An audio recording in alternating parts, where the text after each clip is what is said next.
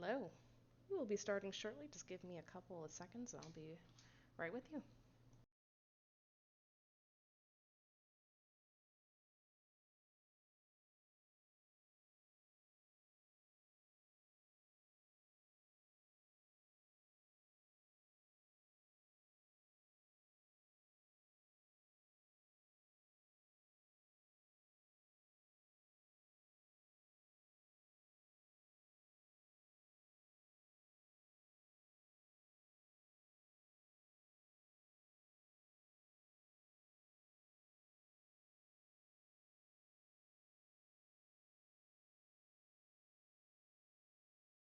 Oh, give me 1 second to edit. I wanted to start, but I can see that for whatever reason, my screen's just a tiny bit off. Uh,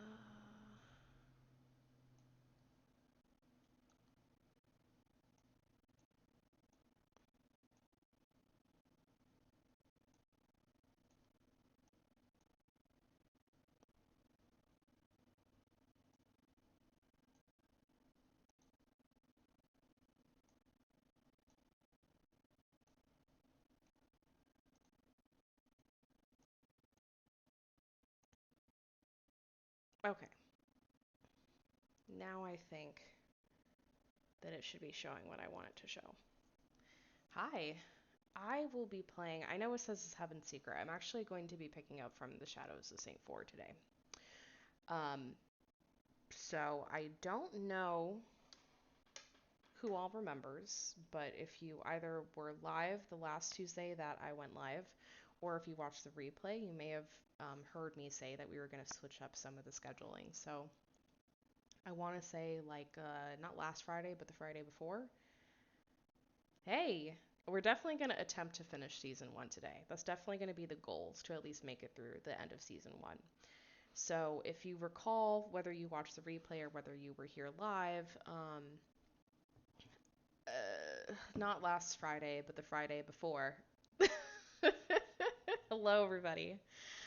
Um, we took advantage of the Diamond event weekend where we got, some free reign to some diamonds on the Shadows of Saintfour, and I didn't want to completely abandon the book just because I was already playing Heaven's Secret, so we are going to be alternating between the two books every week that I go live. So last week we streamed Heaven's Secret. It was very fun. The replay is live. I think it's still live on Twitch, so you can watch it on Twitch if you would like, but it is also live on YouTube if you did happen to miss it.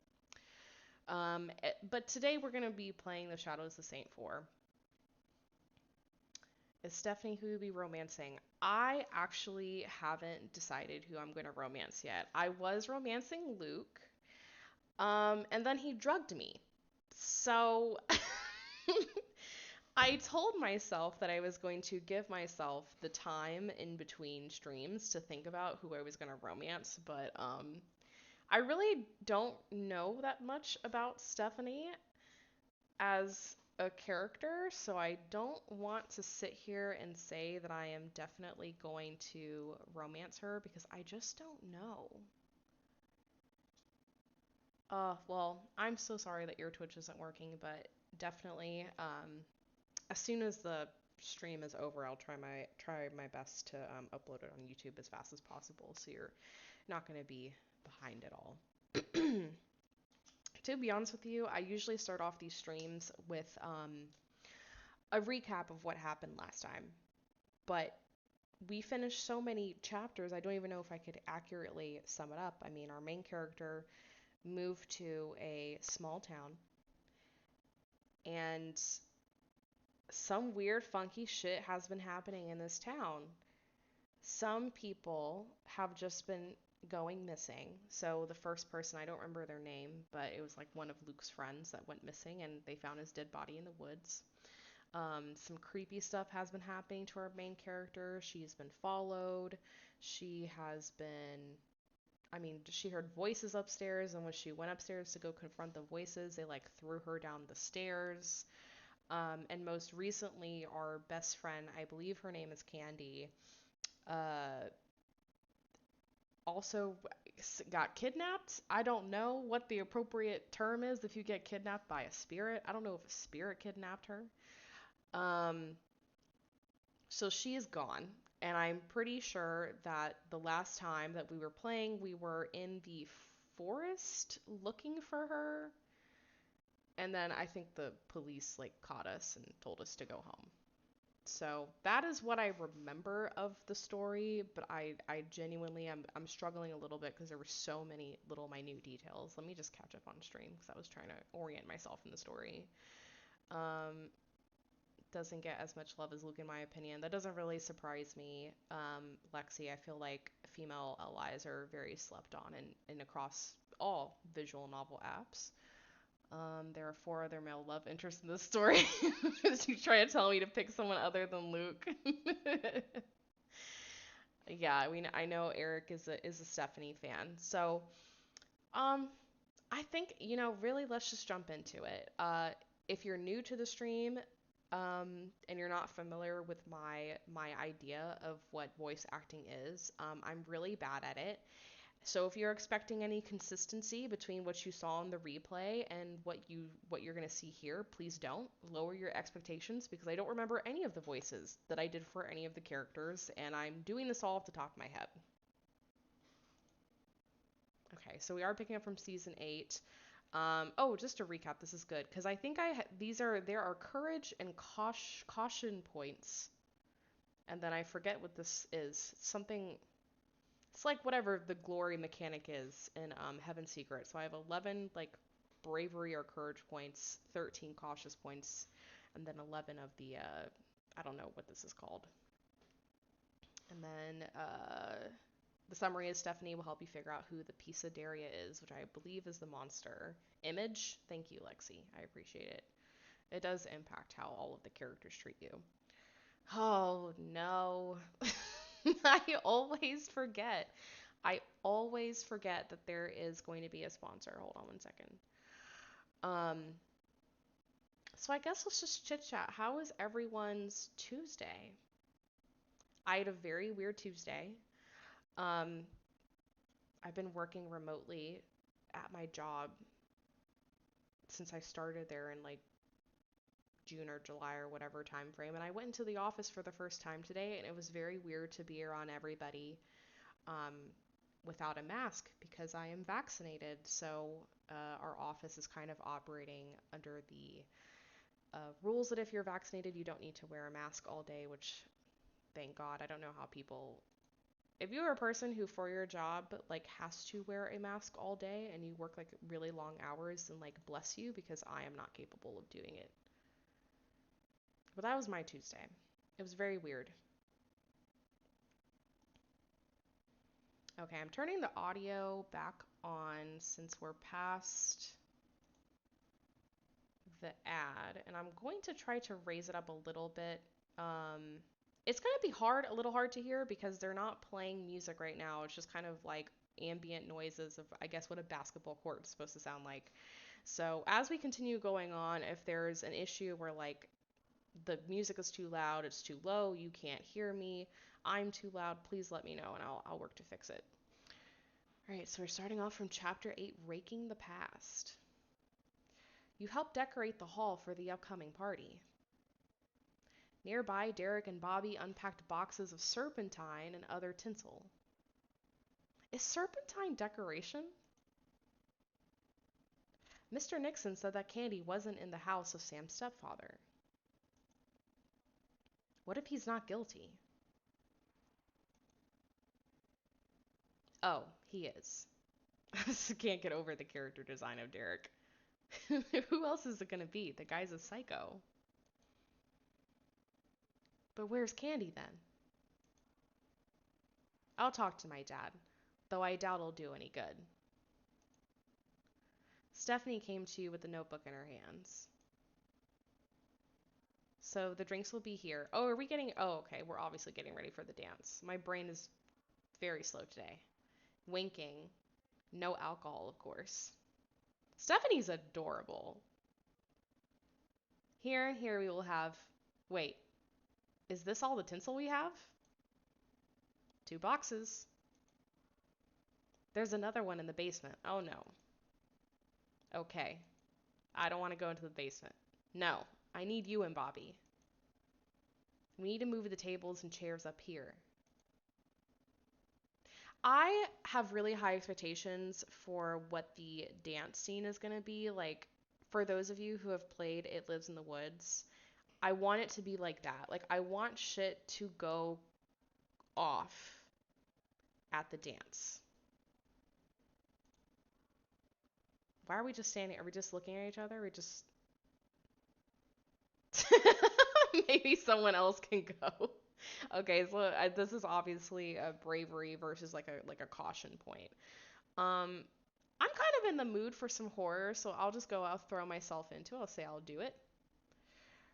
Aren't you scared? It's dark and damp and creepy. It's just a basement. I can handle it. I hope.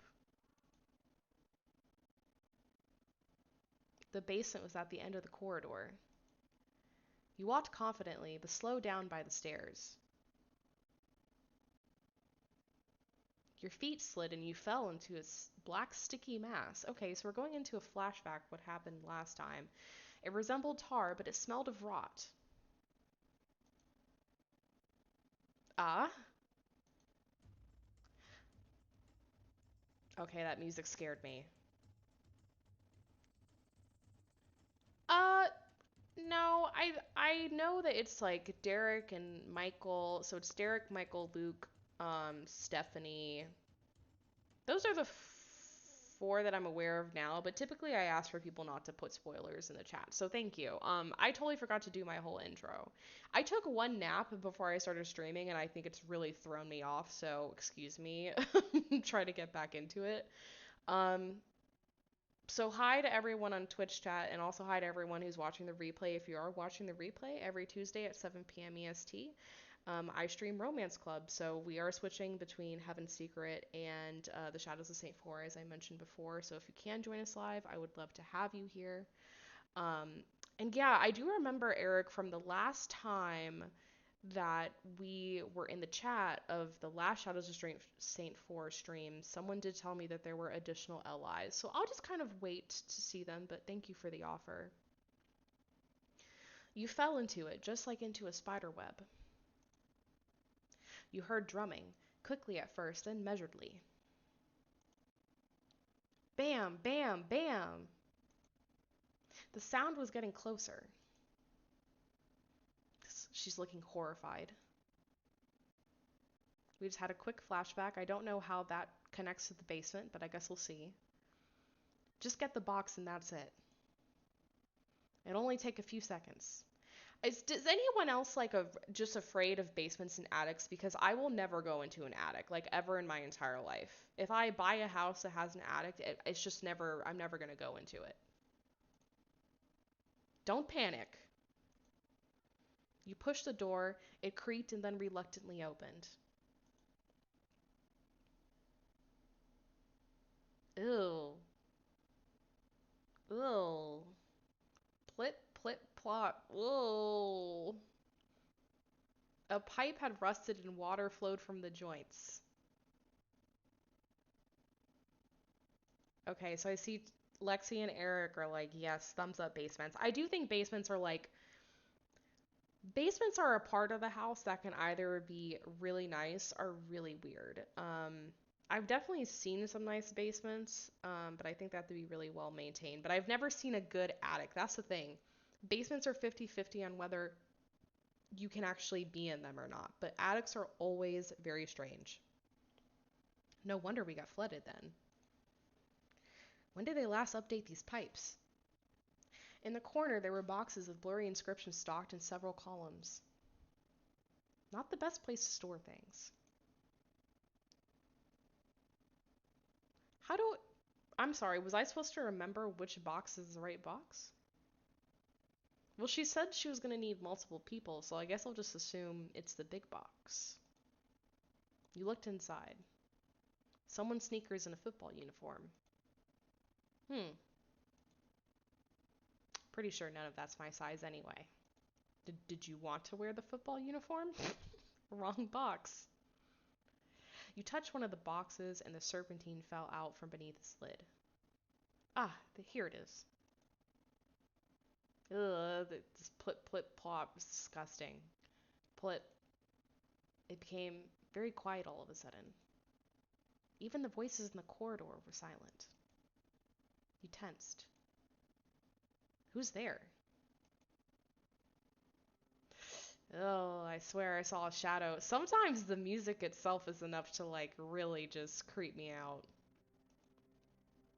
The silence was getting to you. You picked up the box and headed for the exit, and then... Bam!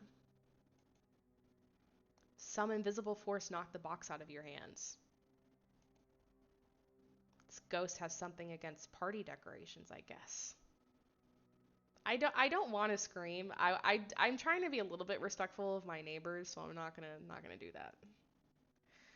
Again, the shadow appeared, but immediately disappeared behind the stairs. Again, we have a very anti-party ghost.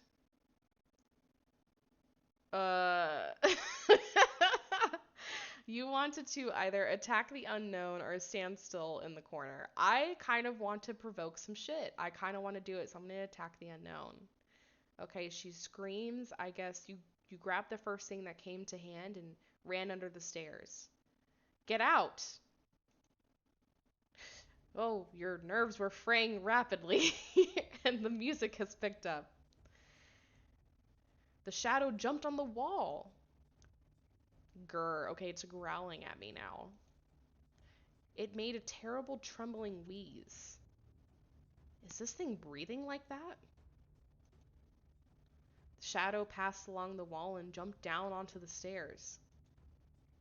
Its movements were superhumanly fast. Bam! The door slammed shut. Another growl. Oh my god, this fucking music. The music is scaring me more than what's actually happening. The creature advanced towards you, moving its limbs as if it were boneless. Okay, I'm starting to think that perhaps I have made an error in judgment by attacking this thing. Maybe I should have just stayed still, and maybe it would have left me alone. So she screams again. You closed your eyes and covered your face with your hands. Your feet gave way. Oh no. Is this how it will end? Grr. Covering your ears, she screams. Everything instantly subsided. Okay. Plip, plip, plop. So more water dropping. As if nothing had happened, you could hear voices from upstairs again. You slowly opened your eyes. Clap. What is awe? I'm so confused. Why did you hit me? Any more than that and you would have fainted. Wait, I'm sorry. Did Stephanie just like slap us? A gentle slap in the face has never hurt anyone. There was no shadow anywhere. I'm losing my mind. The fear made your voice become hoarse. Come on, let's get upstairs. You can tell me what's going on with you, alright? Yeah, okay. I'm so confused because when Stephanie... Does Stephanie come down with us, or does she just find us, like, I guess, like, against a wall or something, because we were trying to get away from whatever that was? You decided to climb out onto the roof so nobody could eavesdrop on your conversation. Who showed you this place? Oh. Luke. Because of me, you broke the poor boy's heart.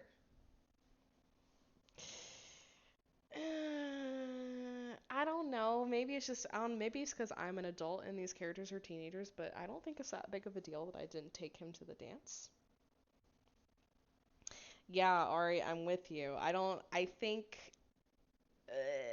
I didn't really like the slap, to be honest. It's hard to pick an LI in this book. She came down after. Okay, so she wasn't here the entire time. She just found me huddled in a corner and was like, what the fuck is this weirdo doing? I hope he understands and won't be angry with me. Who gives a fuck, honestly? This guy drugged me. So what happened in the basement that you were still trembling over? you see a rat? There was a lump in your throat. You wanted to tell her everything, but it was too crazy to believe. Tears welled in your eyes. Hey, what's wrong with you? She's so pretty, though. Nothing, I think it's just everything piling up. You try to calm down, but the tremor only intensified. Involuntarily, you began to sob, and soon tears flowed down your cheeks. Stephanie hugged you. Can I just say, the timing of the music is very odd. They choose weird times to pull it away. Shh, everything will be fine. She stroked your head and whispered encouraging words. Her caress reassured you a little. Your eyes met. Oh boy, here we go. Fuck it, let's kiss her. You moved closer, pressed your lips to her lips as if asking for permission. Stephanie willingly pressed herself against you. Oh my god.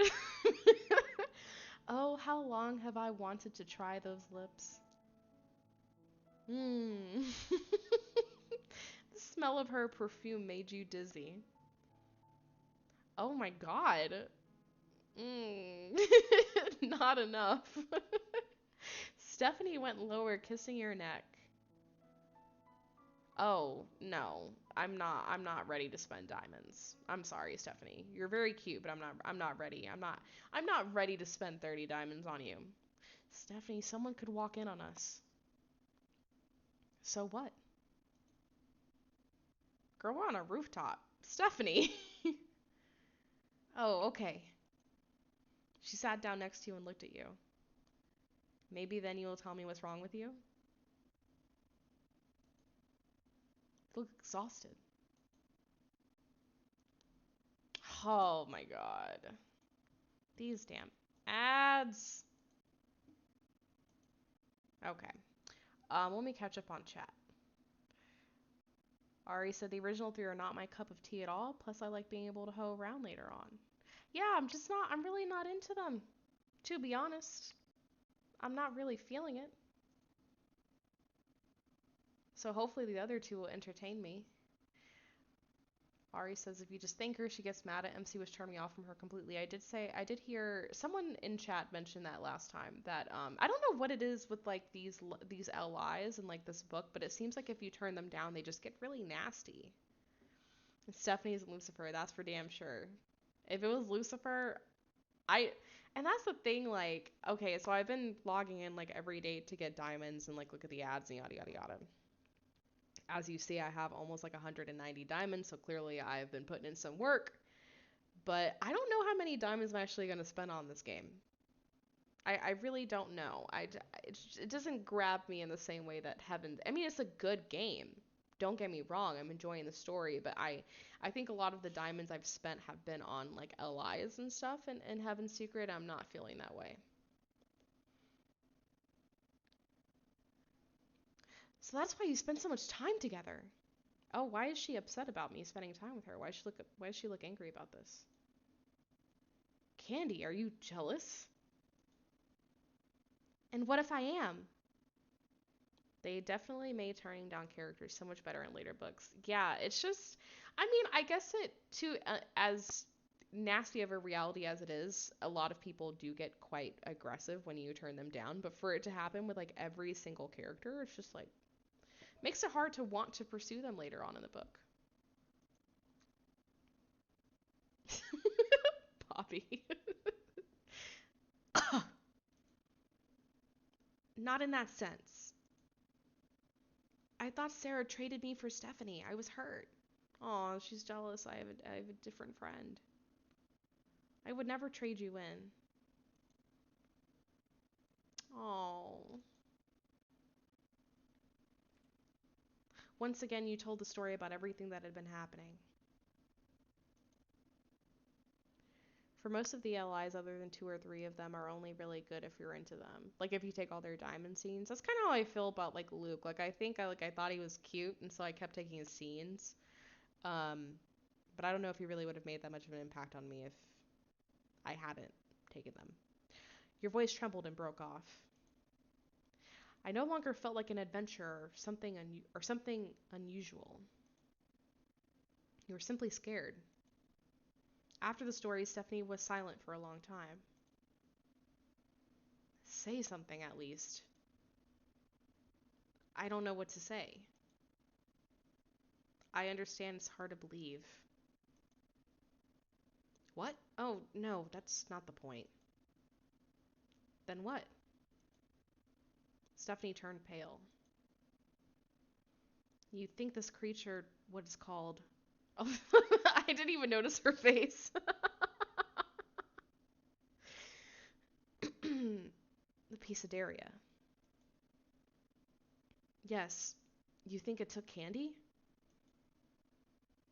I don't know. It sounds too crazy to think so. But at the same time, I believe what I saw. What is she saying what she saw? Like in what did she see? We didn't see candy get taken. Stephanie jumped up and started pacing back and forth. You look scared. I am indeed. Yeah, I don't know who wouldn't be scared after hearing that story. Do you believe me? I don't know. I honestly hope you're lying to me because if you're not just making this crap up. She shrugged her shoulders as she felt a chill. You know, if this piece of area really existed, we can maybe find some information about her. In Saintfour, they've got thorough records of the residents of the city going back forever. We can find the books we need in the library. I doubt we will find anything. Well, me too, but it's worth a shot. I don't know. Oh, is this going to be a diamond scene? The door to the roof creaked. Oh, God, this motherfucker.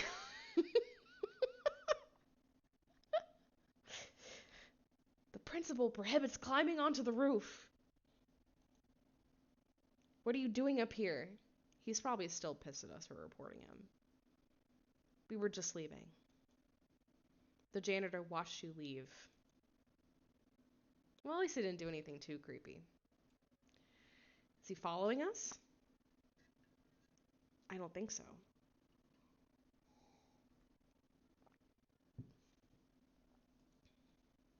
The janitor scares the hell out of me. Why? He's an idiot. Dad studied with him in high school.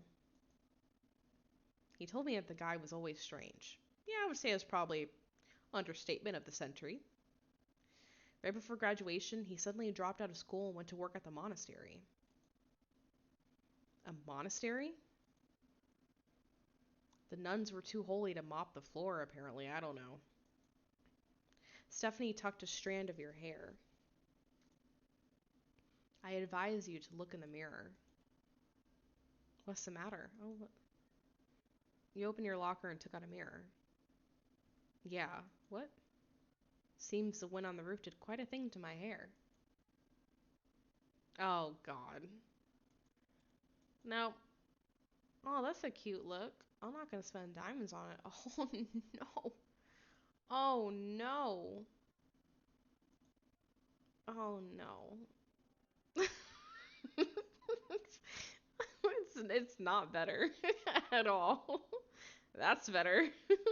I don't know what when she said that the wind did quite a number to her hair, did she mean like it took off like 18 inches? I'm so confused. Let's fix that, shall we? That's awful. That is awful. Let's, I know, I want my ponytail back. Where's my pony? There we go. Yeah, no, Ari, I had to go back. That was awful. You agree to meet after class to go to the library. You were waiting for Stephanie at the entrance to the school, shivering from the cold. Have you been waiting a long time? I'd call it a decent amount. Sorry, I had to stay.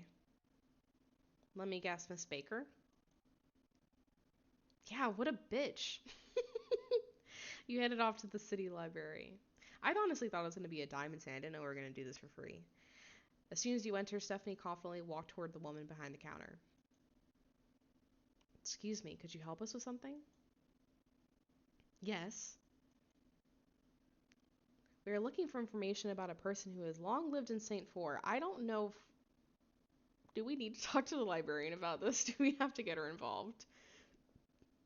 How long ago was it? Something like the 17th, 18th century, way back. Well, let's have a look. That'd be in special collections. Come with me. She led you along the long book rows and stepped in front of a closed door. Wait a sec. It took her a while to find the right key, then she opened the door and disappeared into the room. You heard her squeaky voice. Oh, it's squeaky? Do I need to... Well, no, that's not squeaky. Like a candy voice? Well, not that. I don't know if that's squeaky, but we'll go with it. And that's not it. And this. So, this is what you need. And this. And perhaps this. Okay, well, maybe she's more helpful than I thought she was going to be. The librarian came out with a stack of old notebooks fastened with binding. She led you to the reading room and was relieved to put the burden on the table. Please be careful. These are very old. When she left, you and Stephanie began the search. Here's a question. Um, when was the last time anyone here went to a library? Because I haven't been to one in years. There are thousands of names here. Maybe we should just try at random. Give me a page number. Okay, I'm going to pick 461. Mary, Elizabeth, Sarah Jane, Mary Ann.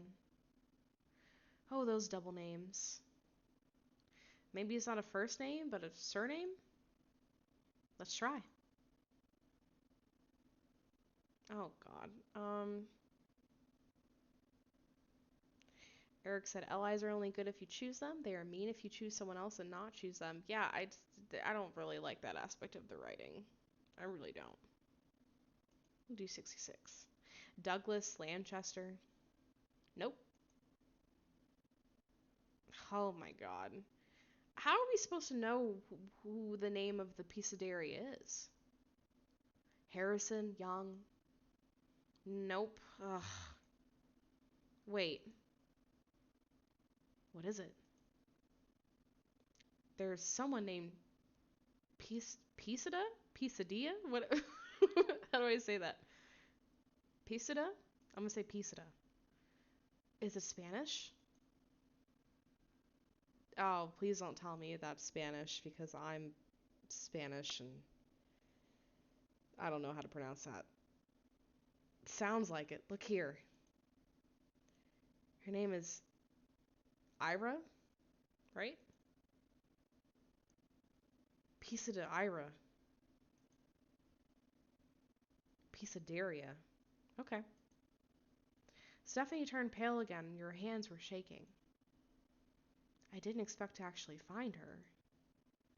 Maybe Mrs. Hill was just messing with you and there's no scary legend about Pisadeira.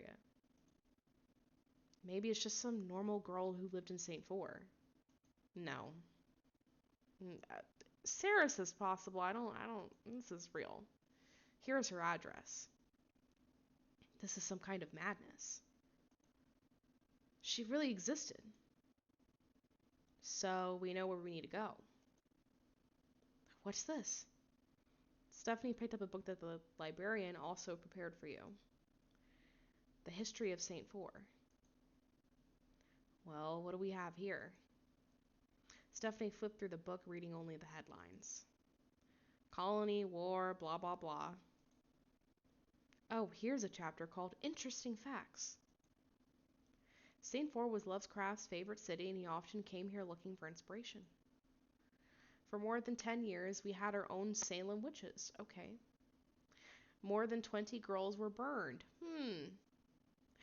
Wow, that lasted much longer than in Salem. Why does no one know about this?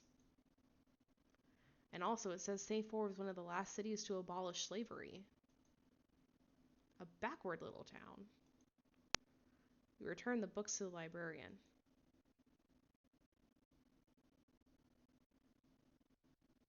On the street, you felt an anxiety that you couldn't shake. Hi, Kat. How are you? The wind got stronger, and it smelled like it was about to rain. So, Kat, I don't know if you're just joining, but we just got out of a scene where we're doing some library research, trying to figure out who this monster could possibly be, and we actually found a real person whose name is very close to the name that the old lady character, Mrs. Hill, had given the monster. So we think that that's her. Anxiety squeezed your chest. Your heart was pounding like crazy. What is going on with me? What's her address again? Yeah, so now we're going to the address of the woman who we suspect is the Pisadeira. I don't know if this is smart, but we're going. What? Oh yeah, 1 second. You unfolded a piece of paper. St. Joseph. Never heard of that street. The street names must have been changed 100 times since then. Although, we have a church called St. Joseph. Surely it's somewhere nearby. Do you suggest going there right now? I don't know. Would you prefer to go by yourself? No, I don't think so. No, we're not going by ourselves. Not after what happened in the basement. I'd straight up leave town if I were you. I would not be able to cope with all this. So, you do believe me? Maybe. She turned pale again. Stephanie, what are you not telling me? What makes you say that? You turn pale whenever you talk about Pisadeira. It would scare anyone. Oh god, this face. But not everyone would take my word for it. I once saw something too. Your story about Pisadeira reminded me of that. Does everyone else pronounce it the same way that I do? Or when you all have read this book before, have you kind of pronounced it internally differently? I'm just curious how everyone else is pronouncing this in their head. Don't pay it any attention, it's just childhood trauma. What happened? Long story.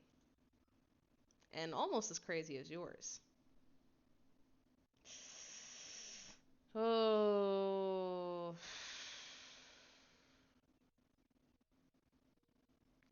I don't know if I really care enough to pay 21 diamonds to hear her story. I think I kind of just want to go to the church. Let's just go to the creepy church.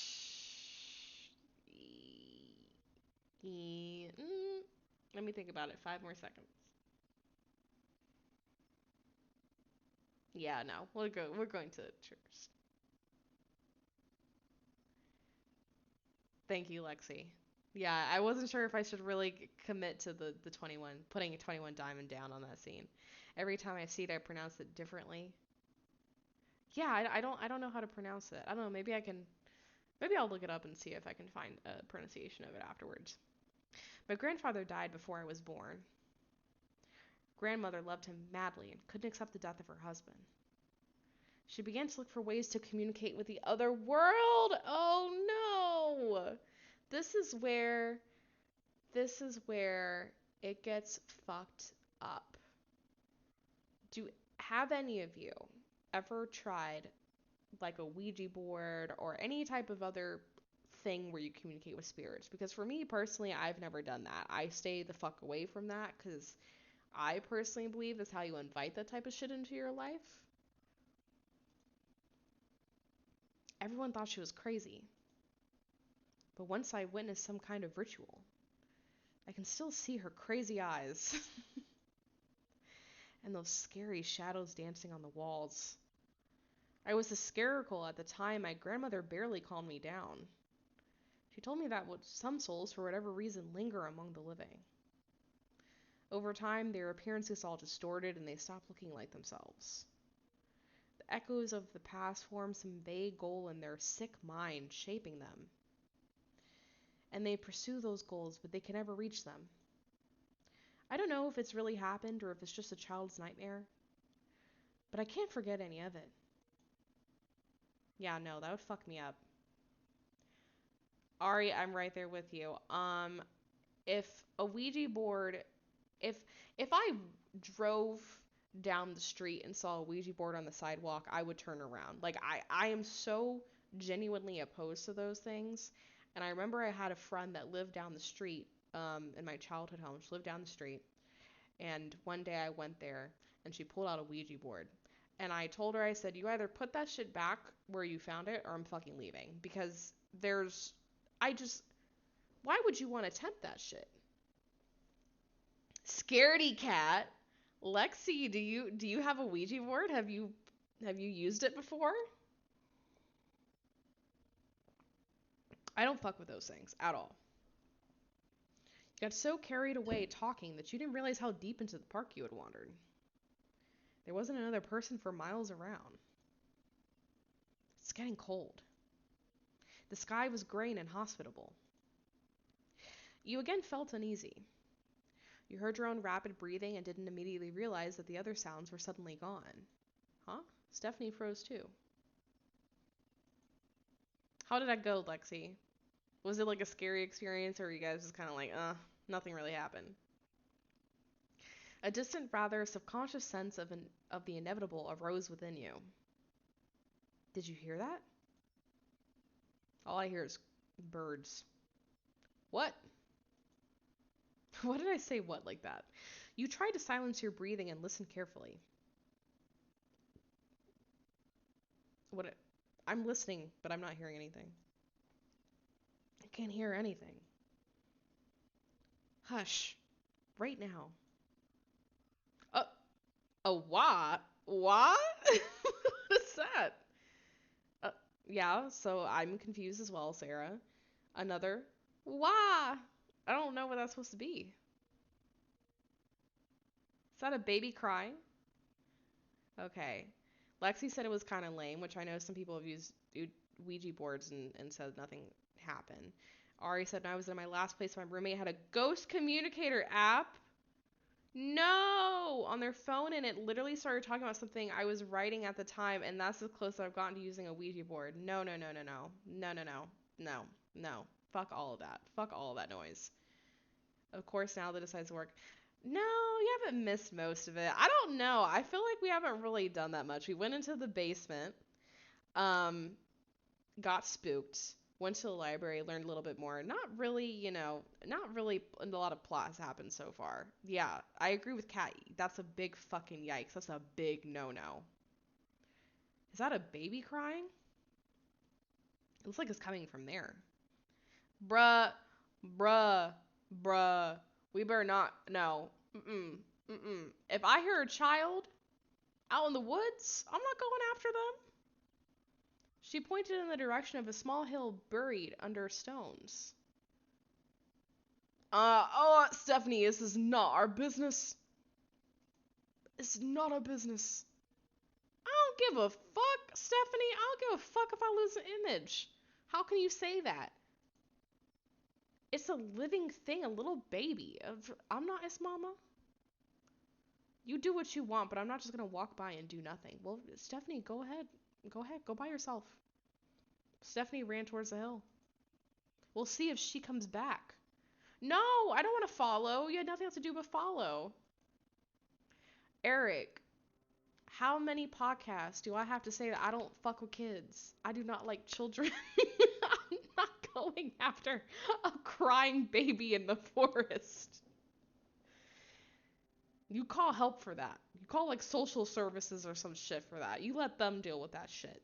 You call the Ghostbusters and let them deal with the baby in the forest.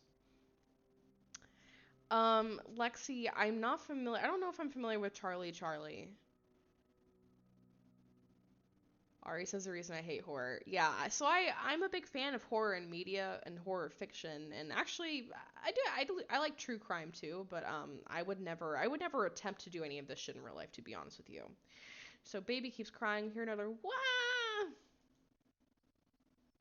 Hush, hush, little one, don't cry. We'll get to you. We'll get you out now. Where's the baby? Under the. Huh? You cleared the top stones and saw a hole going deep down. Looks like a mine or something. There's a mine? There's a baby in a mine? You tried to see what was down there. Uh-oh. But it was too dark and you couldn't see the bottom. Mm-mm. Wah! Can you tell I'm not around children often? I don't know how to imitate a baby's cry. He's screaming so loudly. It was damp in the mine. Oh. You felt a gust of air, cold as a crypt. I can't see him. Where are you, baby? Stephanie stooped, trying to see the figure of the child in the darkness. A little more. Oh, long, thin fingers flash before your eyes. Oh, look out, bitch. Oh. Oh my gosh, she about to get got. All because she want to go after some kid. Stephanie. Something dragged her down. Yeah, bitch. First Candy, now Stephanie. I'm sorry to say it, but I guess we ain't romancing her because she's dead. Hi, Katie. We just witnessed a murder. How are you? Something dragged her down. Bam. I guess that's. Is she screaming? Is that a. Ah? Scared? Ah? Stephanie. Help. The crying child instantly subsided. When I tell y'all, in real life, those little crying children, those little kids, they're setups. They're a demon trying to get you, and that's exactly why my ass didn't run towards that baby, and that's why she's down there in the mine. A beam of light hit the mine, and you saw a part of Stephanie's form flash before you. God. Oh! One of her legs was broken and a shattered bone jutted out. Ooh. I can't feel my legs. Oh, girl. You have an open fracture. Don't move. Oh, I was just talking shit about kids and KT's babysitting her nephew. I'm so sorry. I'm so sorry. I'm sure your nephew's cute, KT. I have nephews. I love them. They're very adorable. I don't actually hate children. I'm not going to go run after a baby in the forest. Let me clear my name really quickly. Lexi said Charlie Charlie is a game where you take two balanced pencils to produce ants. Oh, yes, that was so long ago when that became a trend. To produce answers to questions they ask. Yeah, because I remember, like, you write, like, yes or no or something on a piece of paper. And you say Charlie Charlie, answer the question, then they rotate and stuff. Why is your nephew mad at you? Hope it's not. Is your nephew, like a baby? Or are they a little bit older?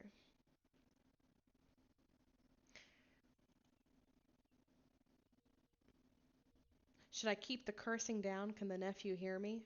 Should I try to be a little bit more family friendly if the nephew's in the room? I'll call someone to help. I can't hesitate even for a second. So I guess I've gotten enough courage points over the past 50 minutes or so to kind of put me on the path of courage. You ran out to the road and stopped right in the middle. Ooh. The sound of an approaching car was getting louder. I don't know if we should really be standing right there. He'll notice me from afar. He will have to stop. Honk honk. The driver signaled without stopping. We better get out this road. Honk honk. I'm not moving, buddy. Otherwise she'll die. Aw, he's 5. My nephew's also 5. He had rashes on his body and I told him not to go outside. Ooh, that's rough. Gotta get some ointment for that or something. The brake pad screeched. The car began to slow down dramatically. And I will not budge so that he can't go anywhere. Wiggling from side to side, the metal hulk froze. Slamming the door, an angry driver stepped out. What the hell are you doing? Getting bored with being alive or something? My friend fell into the mine. She needs help. Is this an attempt to rob me? Ooh, this guy's really... I will follow you. And then they all jump out and grab me and take all my money. Who hurt this man? I'm not falling for that. I don't really know. I can either threaten to go to the police. What is threatening though? He didn't technically do anything wrong, so I'm not really sure what are we gonna threaten him with? I'm just gonna try to persuade him. Please, sir. You'll regret not helping if you see it on the news later. She may die. How did she get there? We heard a cry and then she stooped and fell. Her leg is broken, You remember the protruding bone and everything got clouded. Hey, are you okay? Okay, lead the way. Grab the rope. What rope? The driver saw the depth of the mine and said he couldn't handle it on his own. Are we getting friends? Is there like a group of people coming? He went for help and you waited for a long 20 minutes. Finally, the similar howl of an ambulance came. Thank God. Okay, so Stephanie's probably going to be fine, but I don't know if she's going to the dance after this. You're awaiting restlessly at the hospital reception, unable to find your place. A little more and you might have a panic attack. It became hard to breathe. What to do to calm down, get some fresh air, drink some water. Let's hydrate. Hydrate if you don't want to dehydrate. Took a sip of cool water. It sobered you up. The panic gradually subsided. Stephanie's parents had not arrived yet. The nurse noticed your nervousness and approached you. Don't worry, it seems that her condition has been stabilized. Your friend has lost a lot of blood. But she can handle it. Thank you. You can go home and get some rest. I can't, not until Stephanie's parents arrive. Everything you've done for her is nothing short of a lifesaver. Is this really... Oh, look, I gained back some image. Is this really happening?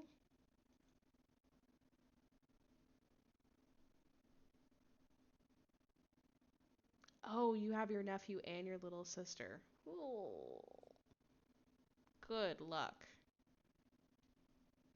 You have a little troop to babysit, huh? Or is it all just one endless nightmare from which I can't seem to wake up? Oh, the doors opened and the doctors burst into the waiting room. What's happening here?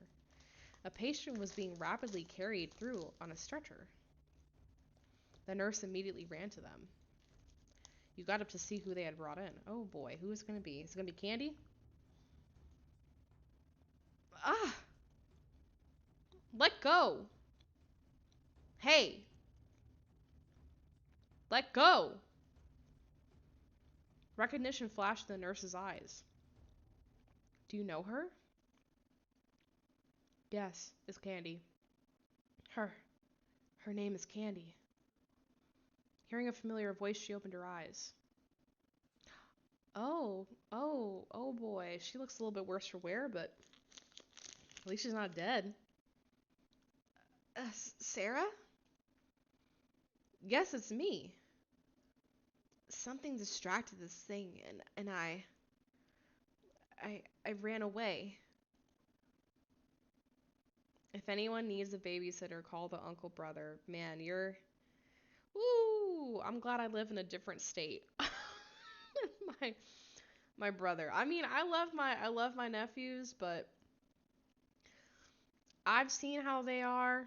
I don't know if I can handle babysitting, especially not the younger one. The younger one's a little bit of a troublemaker. But you're a good uncle. You're a good uncle for doing that. Candy's eyes closed. Doctors were fussing around her. They took her away on the stretcher, disappearing through the doors at the end of the hall. Candy. Alright, well, I mean, Candy's not dead, which we kind of knew that Candy wasn't going to be dead, right? Because of the flash forward, so... Okay, so I gained 3 courage points, so I have 12 now. I have 11 caution points. I'm back to 11 image. Let me just quickly switch over. Wow, I do want to get these extra diamonds.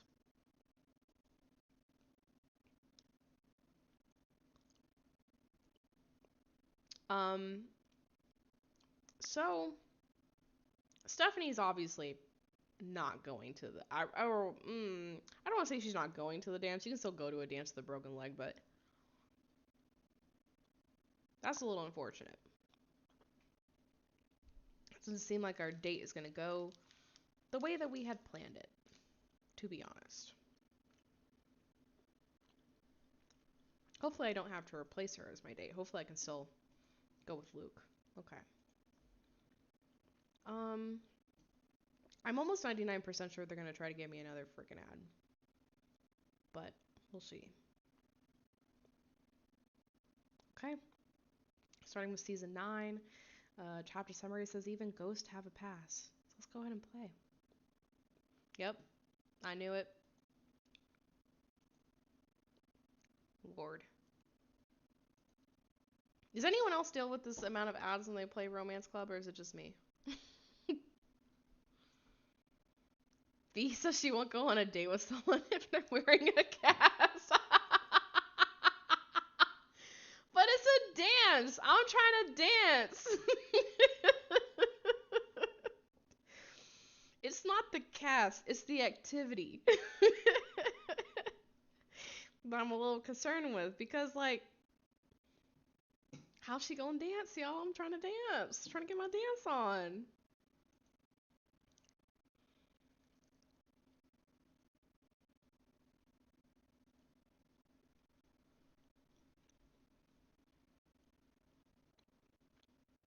Chapter 9, bit by bit. Okay.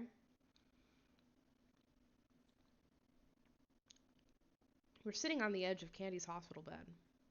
Derek and Bobby stood by, trying to cheer up in every way they could imagine. Candy was exhausted, but otherwise in good health. You should have seen Derek cry. It's just me. It's probably because I bet if you've made like purchase diamonds or something, they probably get rid of it for a certain amount of time, right?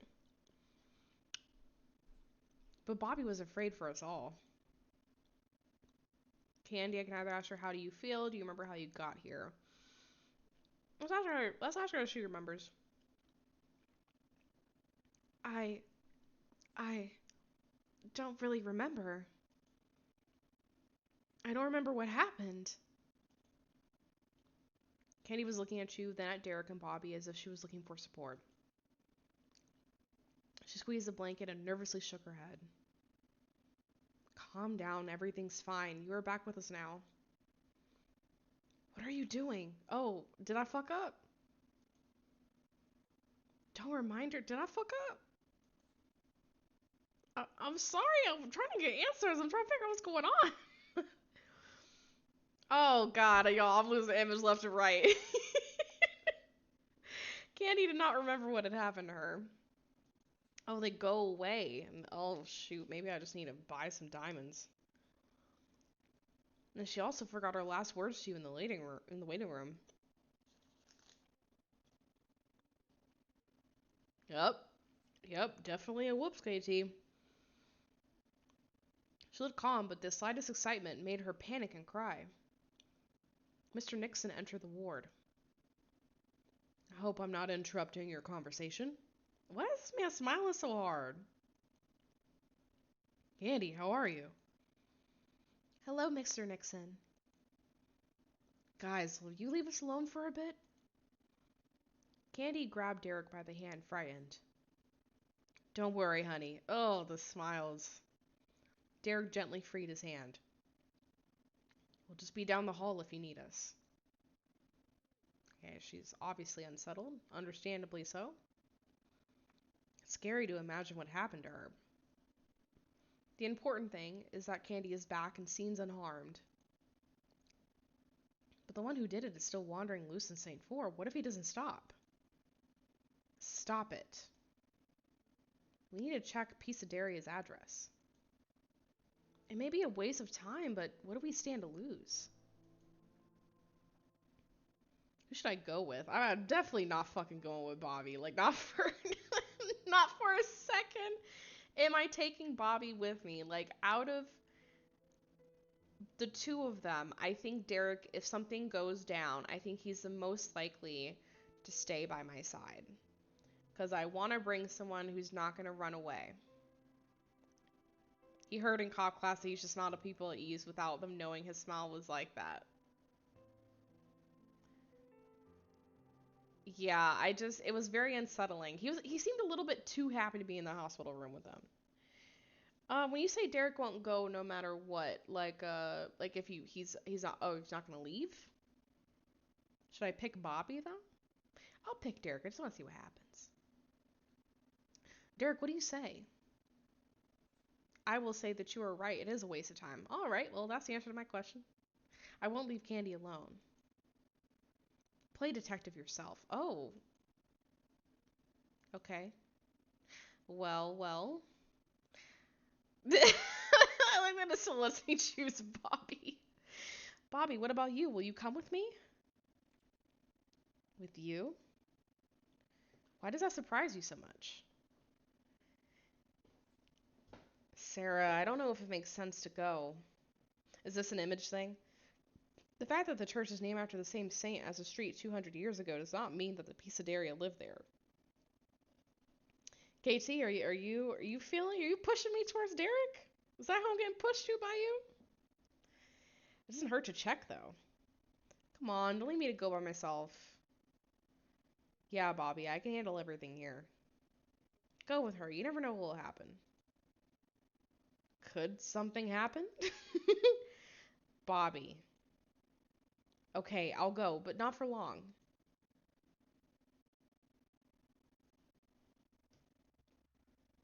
The church was settled away from the houses in the neighborhood. There was almost nothing nearby, and finding the only house in its proximity was not difficult. Looks like the place. He rang the bell. Can I help you? Hello, this is gonna sound weird, but we would like to know about. Oh, Sarah, you can't do this. We would like to know about the girl who lived here about 200 years ago. Is that a joke? Oh, it's beautiful art. Everything about the art in this game is amazing. No. Could you at least tell me what her name was? Piece, Pisada? Arya Pisada. Oh, no. No, never heard of her. This is not convincing. And this house was built by my great grandfather, and before him, this land was owned by my ancestors for many years. Maybe you have the wrong house?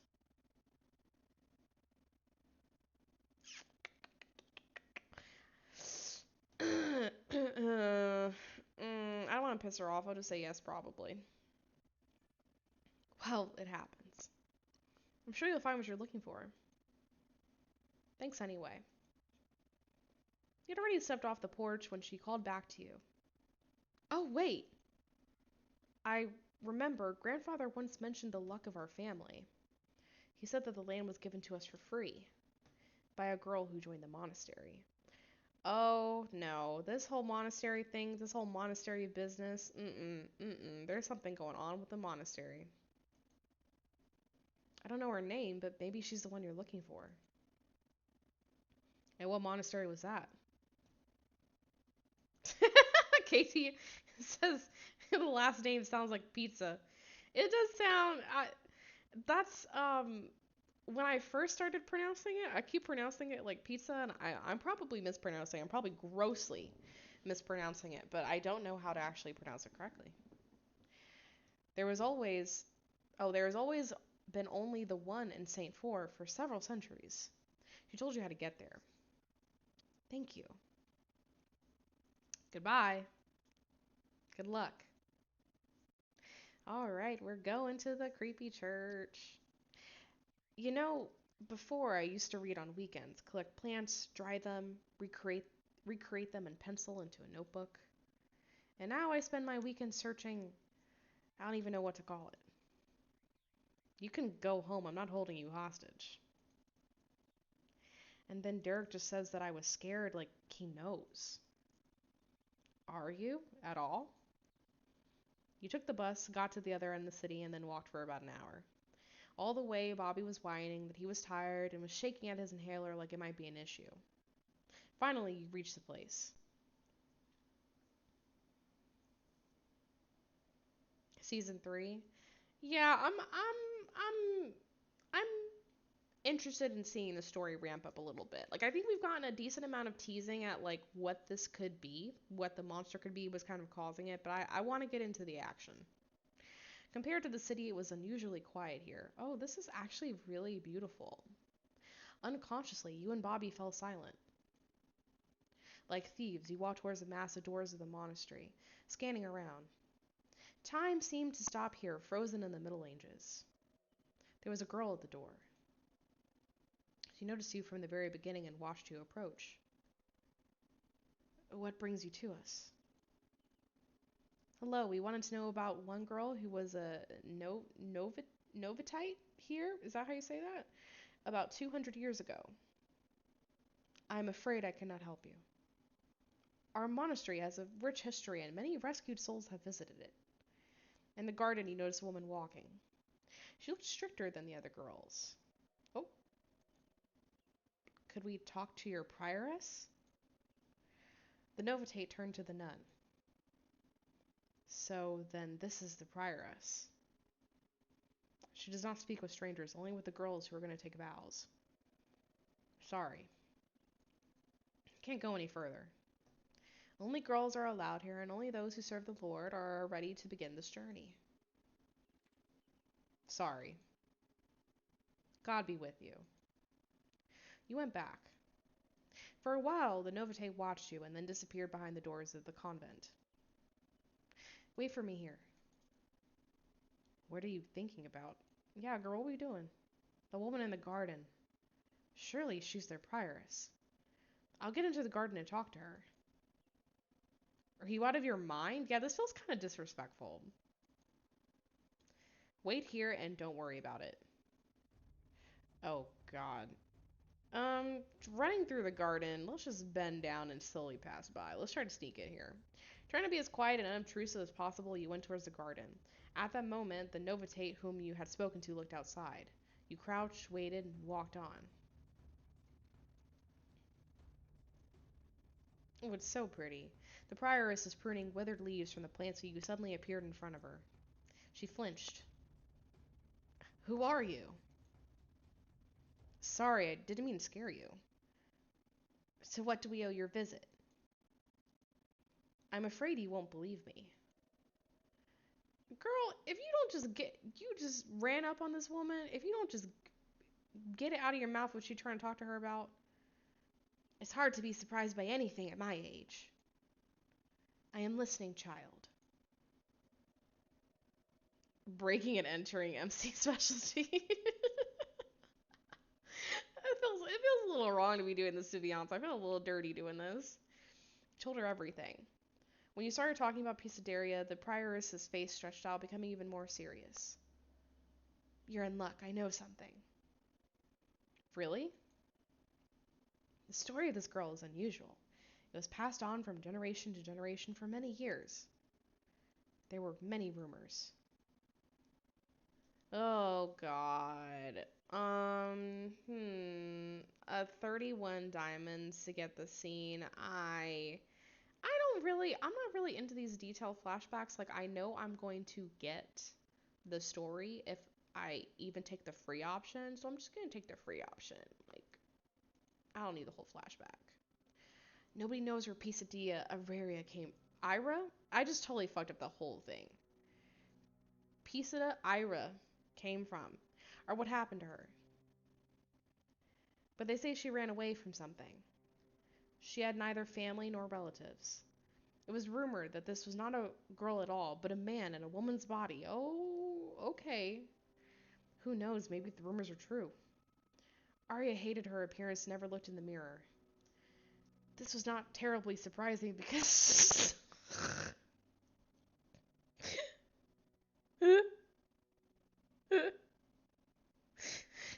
Oh, she's said this bitch was ugly. Okay, usually lordoms are okay, but just take the free option in this story. Okay, cool, cool, cool. Her height was not like that of a woman, as she was as strong as a man. Damn, this is getting to real body shamey territory. Her height was not like that of a woman, and she was as strong as a man.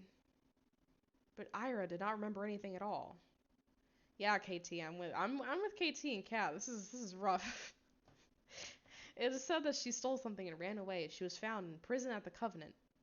Sorry, not the Covenant, the convent, but she never returned what she had stolen. Arya wanted out and eventually killed one of the nuns and ran off to hide in the forest. Arya's body was found several months later deep in the forest. She was still buried at the old cemetery near the monastery. Monastery? I'm just losing all sense of English and pronunciation today. That's all I know. But what did Ira steal? The stories are silent on this. The prioress looked at you. Tell me, how do you know so much about her? Did they talk of this girl in the city? I don't understand what you mean. A forester came to me 10 years ago inquiring about her. I don't know him.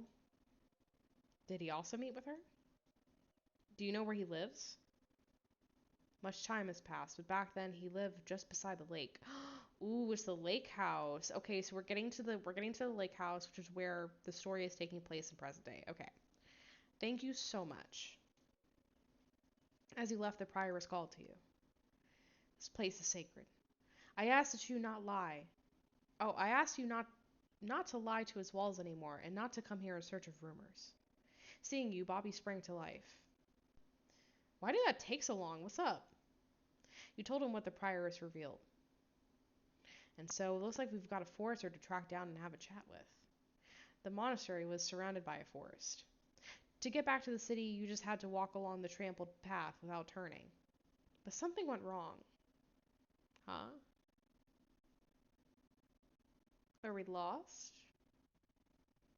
Where are we? I don't know. We were just following the path back, right? Yeah, it's a straight shot through. Bobby looked around as if expecting someone to attack at any second. Hey, what's that?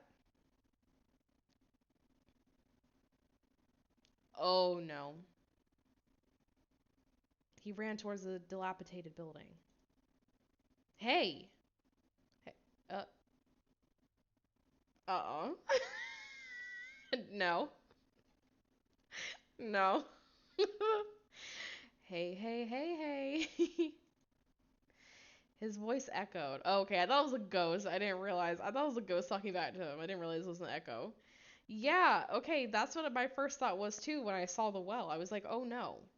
The Ring was probably the first horror movie I've ever watched, I think. He walked over to Bobby and looked into the blackening void going down. I'm gonna throw a pebble. Let's throw a pebble. To see how deep the hole was, you threw in a small rock. 1, 2, 3. Tink.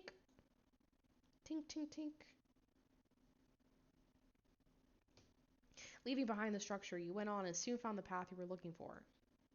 That's it. I hope we come back to that well because that was kind of uneventful. You were at home late into the evening. Mom was talking on the phone, nervously twisting its wire. So you were guilty after all. You swore to me you had nothing to do with it. Oh, you do not get to say that for our sake. Oh, she's talking to Dad. Ooh, this is awkward. You walked past her and went up to your room. Yeah, that's uncomfortable. What can I do? You sat down to read a book, but your thoughts were all over the place.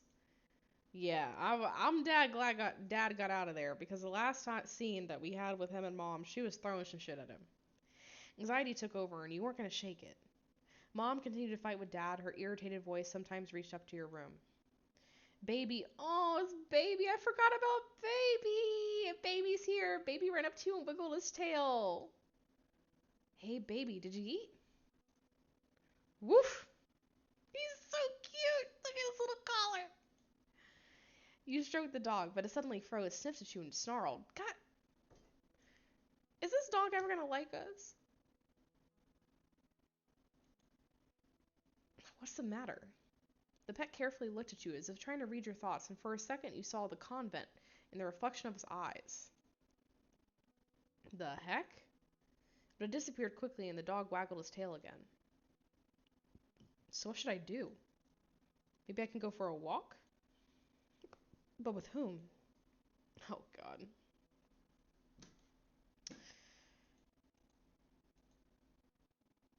Oh, Stephanie, she can walk? Is she good? Is she good? Is she fine? Is she okay?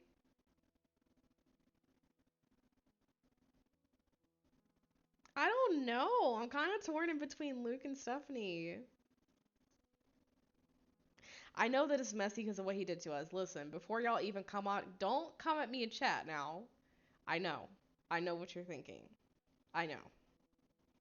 But I just put so many well, I didn't put in any diamonds because it was a free diamond weekend, but the damn scenes. I just don't know who to pick. I don't know. I just kind of want to be a little bit of a hoe and just kind of go around, and we had like the majority of the scenes with Stephanie. I'm gonna throw look at look at Ari. Listen, I have no self-respect. Throw a curveball and pick Michael. No. Oh, I dislike Michael so freaking much, man. Okay, so KT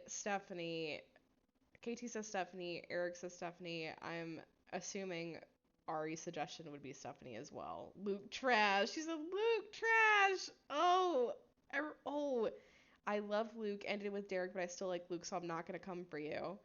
Lexi said Luke though. Wow, chat is split. We have reached a divide in the chat between Stephanie and Luke. Stephanie, I bet you get more out of Luke.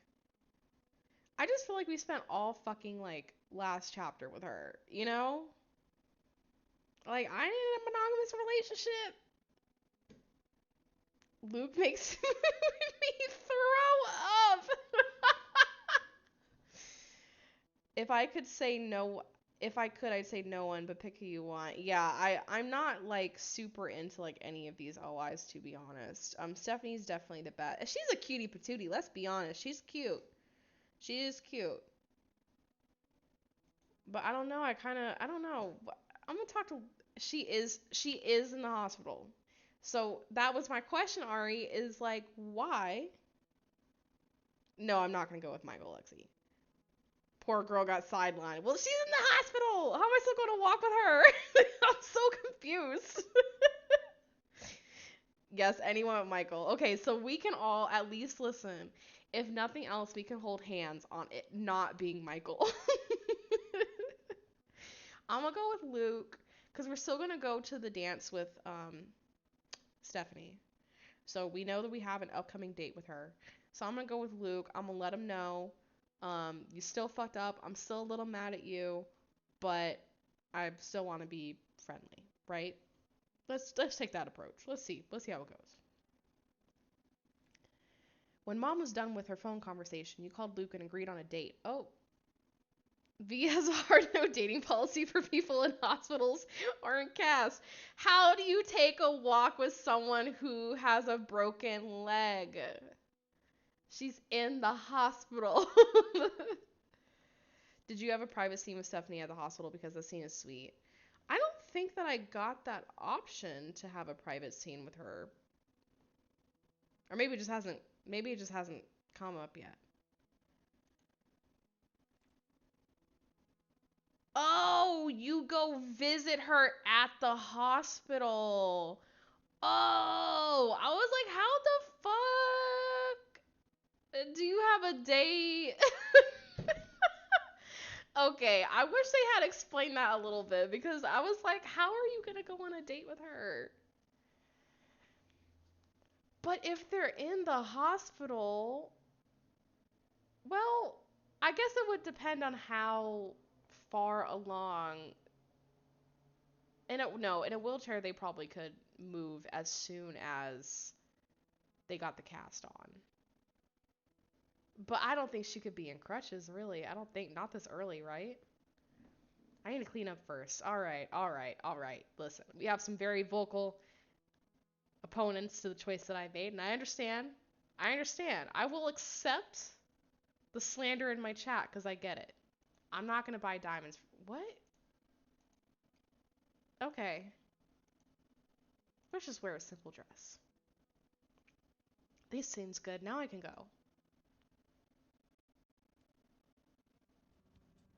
Not us.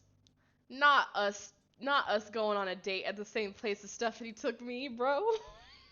This is messy. This is messy. Not V ditching Stephanie and not saying hi. Oh, I didn't know. First of all, how is my relationship with Stephanie even gonna deteriorate? Does she know that I'm on a date with Luke? Is Luke gonna run to the hospital and be like, Sarah was on a date with me? Kat, I agree with you. The simple dress is cute. You hang out in her hospital room if you choose Stephanie. Well, Eric, maybe I don't like hospitals that much. Hmm? You and Luke sat at the far table. Oh, stop bringing her up, bro. God, I'm getting guilt tripped left or fucking right now.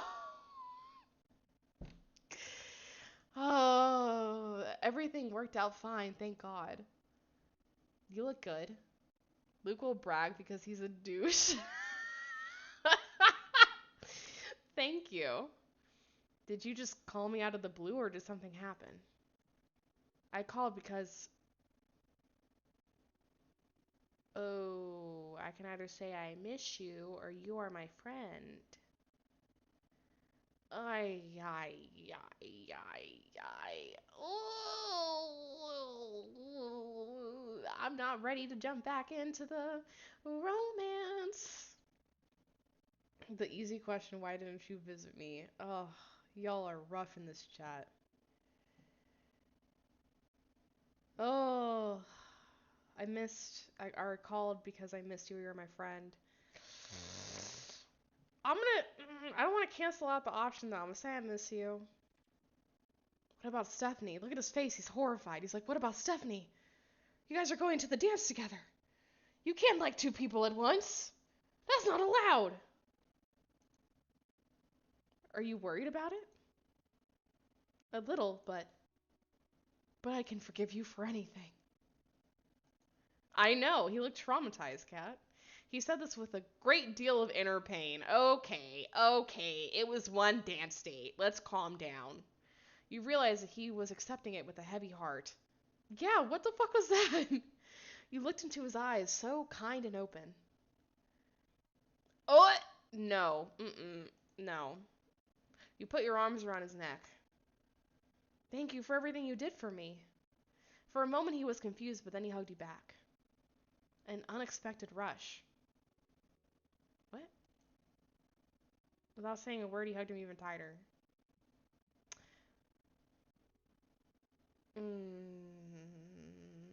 Dude drugged you and says he forgives you.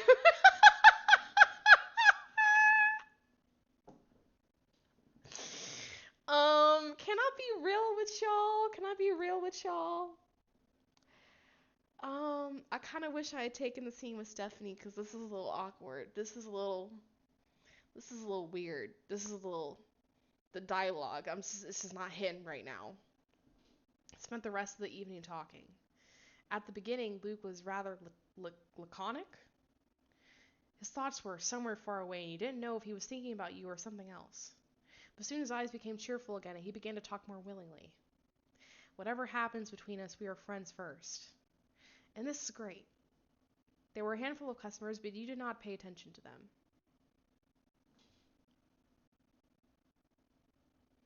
There was no one home at the house. That was so boring, bruh. I mean, I know it wasn't a diamond scene, but that was so boring. The dog was snuffling on the couch. It barely turned its ears in your direction. In Baltimore, you were often left alone. Oh, this may be the first time for Saintfour. For some reason, you felt uneasy. Well, the dog's here. Ring! The silence was disrupted by the phone. You shuddered and froze. Ring? You picked up the phone. Yes? Oh god, that scared the fuck out of me. These little shadows they use, Sarah? Is that you, Bobby? Sarah? Come. Where? What's wrong with you? The connection was really bad. Bobby's voice was soft and quiet, barely audible, but then it added a frightening rudeness to it at the end. Come to the school. I need your help. KT said I think Michael and Stephanie are better people than Luke. If I had to rank who I think is like the best OI, it would be Stephanie, and to me Michael and Luke are kind of on the same tier. If I had to choose between Michael and Luke, I'd pick Luke just because like overall his overall actions, he's come across as less of an asshole, but he did drug me, so that puts him quite down on the totem pole. Missed all the drama at the hospital. There's drama? Sarah. Beep, beep, beep, beep. Hanging up the phone, you rushed out to the house and ran towards the school. Girl, when are we gonna learn our lesson? Bring the dog at least. A terrible foreboding made your stomach turn inside out and your heart was pounding so fast that you thought you might pass out mid-run. But Bobby's scream was still ringing in your ears and you accelerated again, overcoming your fear. Okay, so Bobby, probably, I don't really think it's Bobby. I think it's whatever spirit shit was imitating the voice from the previous chapters.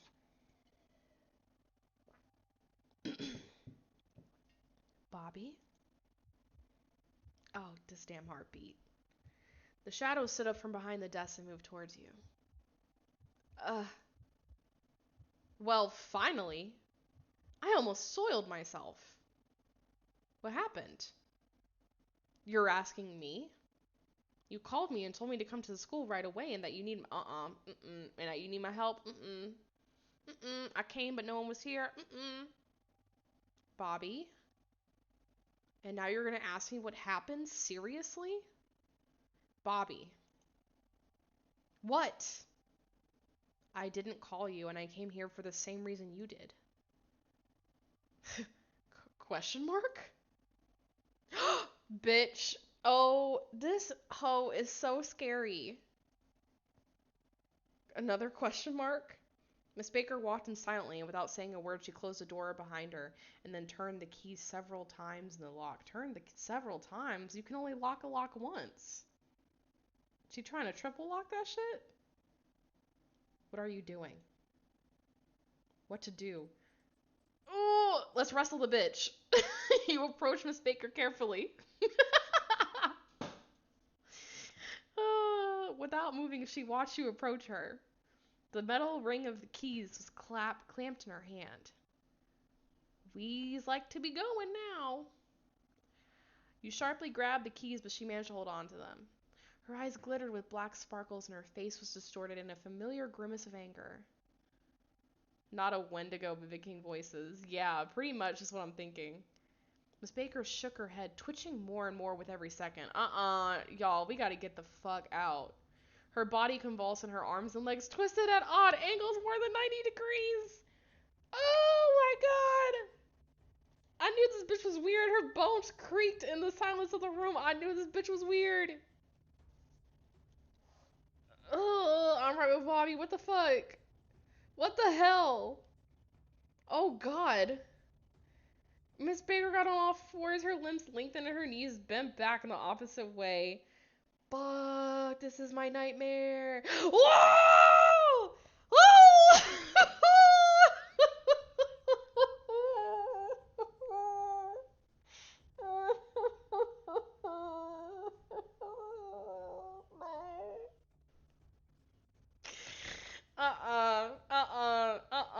No. I'm leaving this town. I'm moving. I have to go. This is fucking terrifying. She jumped up to the wall and then ran directly towards you. Oh. Help, anyone. If y'all don't start picking up desk and throwing it at the bitch, Bobby was hysterically trying to open the door, but it was hopelessly locked shut. Hey, help! Help who? You screamed in the hope that someone would hear. If y'all don't start picking up chairs. Oh, God. Miss Baker grabbed you by the collar and threw you across the room into the corner.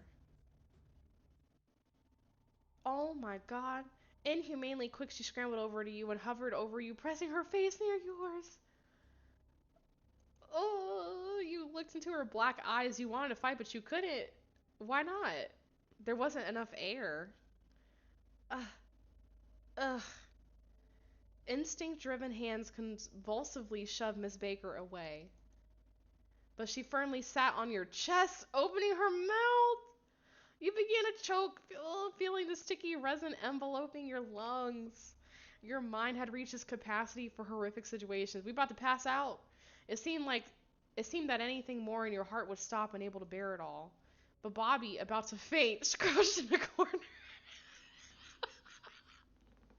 When I tell you Bobby ain't shit, bro, like he could grab a desk, grab a chair, grab a ruler, grab a textbook, grab something and knock this bitch outside the head, but he over in the corner.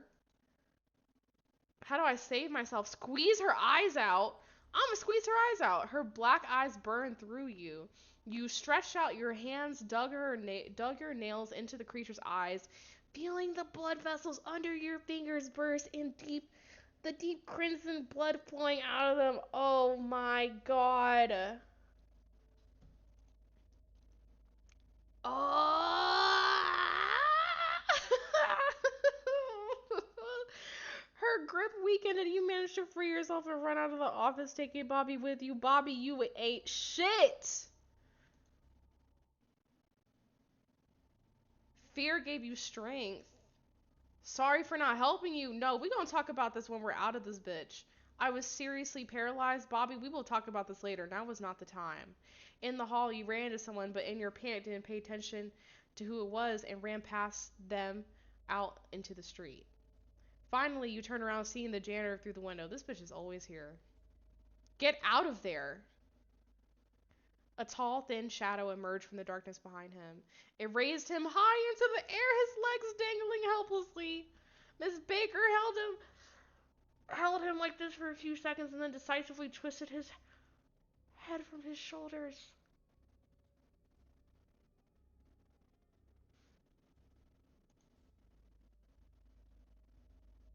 His feet continued to twitch and convulse frantically. Girl, if we don't get the fuck out of here. Oh, blood splayed across the window, blocking your view.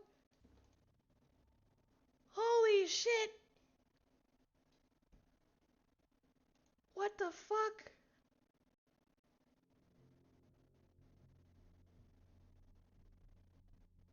Oh. Uh-uh. I don't even want to speak. That was horrifying. That was awful.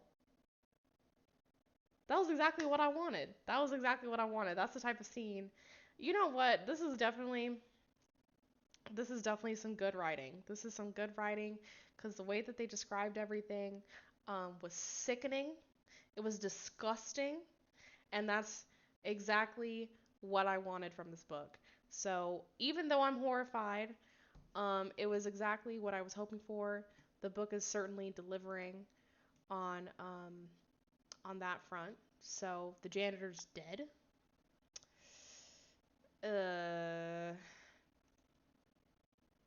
I'm not gonna show the screen quite yet because I know that they're gonna ask me to play an ad. So finally, you'll get to know the secret of the Pisadeira. Finally. Just give me a couple of seconds to let the ad pass. Let me just catch up on chat. Ari said you thought she was scary before. Yeah, no, that bitch is terrifying. I wonder, like, I don't, y'all think it's just, well, let me not ask you guys, because I think pretty much almost everyone probably watching has played the game before, but my hypothesis is that there is a normal Miss Baker who's a fucking bitch, and then there is a monster Miss Baker, which is a demon or something imitating her. I don't know. That's my hypothesis right now. Eric said, poor Bobby. KT said, well, we killed the janitor. Did we? I mean, do you think he may have he was always gonna die? Always? Maybe? I don't know. And yes, Eric, I did ask for it. And I'm not disappointed. I'm actually quite pleased with the way this is turning out. Chapter 10, called Mystery Revealed. The cup in your hands was trembling so much that you couldn't raise it to take a sip. Even after a hefty dose of sedatives, your heart was still pounding. Calm down, you have a fever. He is dead. She killed him. The shiver intensified and the tea began to pour out onto the floor. Mom carefully took the mug from you. It's all some kind of nightmare. Girl, I don't know about all that. How can I let you go anywhere now? All my hair will go gray from fear. Bitch, no one. This is not about your hair, girl. Someone died in front of me. Mom hugged you. The important thing is that nothing happened to you. And yet, you broke the curfew. If you had obeyed what the sheriff told you, this wouldn't have happened. I know, sorry. I spoke to Mr. Nixon tonight. He will call back as soon as they check the school. Don't worry. The phone rang. The trembling instantly passed and you froze, listening intently to the voice of your mother talking on the phone. She came back in a couple of minutes. What do you say? Some kind of mysticism. What are you talking about? What did the sheriff say? Baby, they didn't find anything, not even a drop of blood. I'm not going to accuse him of lying. I'm just going to say, how is it even possible? I don't know. But I don't like the city. Yeah. I would say it's about time. Let me pack up these curtains. Let me pack up my cute little bedroom and let's get the fuck out of here. As soon as your father resolves his problems, we will move. Why we gotta wait for him to resolve his problems? We have our own problems. That man going to jail anyways. Let him go. Yeah, it was quite the victim blaming thing to like look at your child and be like, I know someone got murdered in front of you, but you should have been outside. Really? Oh, Lexi. Oh, Lexi. Mrs. Baker attacked us. Turned to a demon. We got away. She killed the janitor. And now they're telling us that they didn't find any bodies. There's no blood. So I don't know what's going on. Of course. Now lie down. The pills will start working soon. How many times am I going to get drugged? Whether it is consensually or not. I'm tired of being given sedatives to take. I don't like it.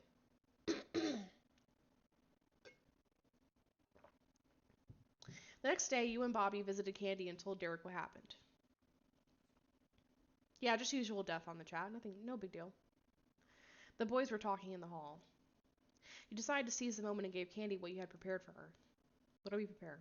What do we give her? Seeing you, Candy lightened up. Whew, my voice. Let me just take a big sip of water because my voice is...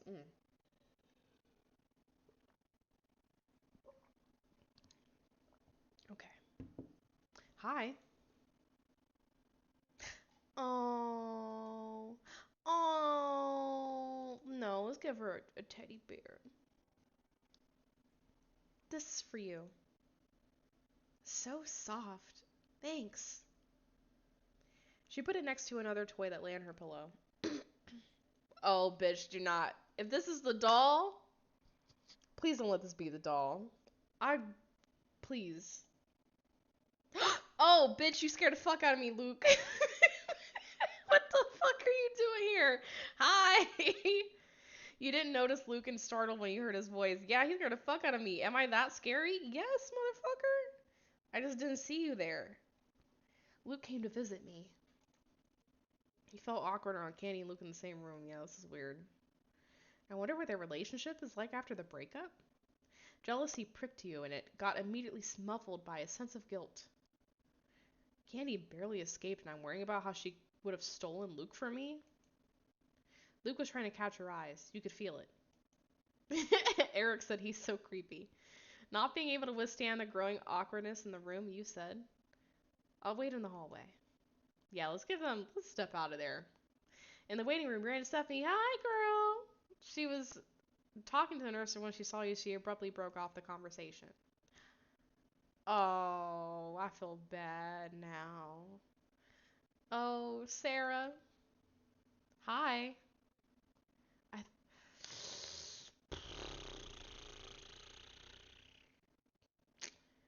Yeah, Stephanie, about that. Um, I was on my way to, but what had happened was,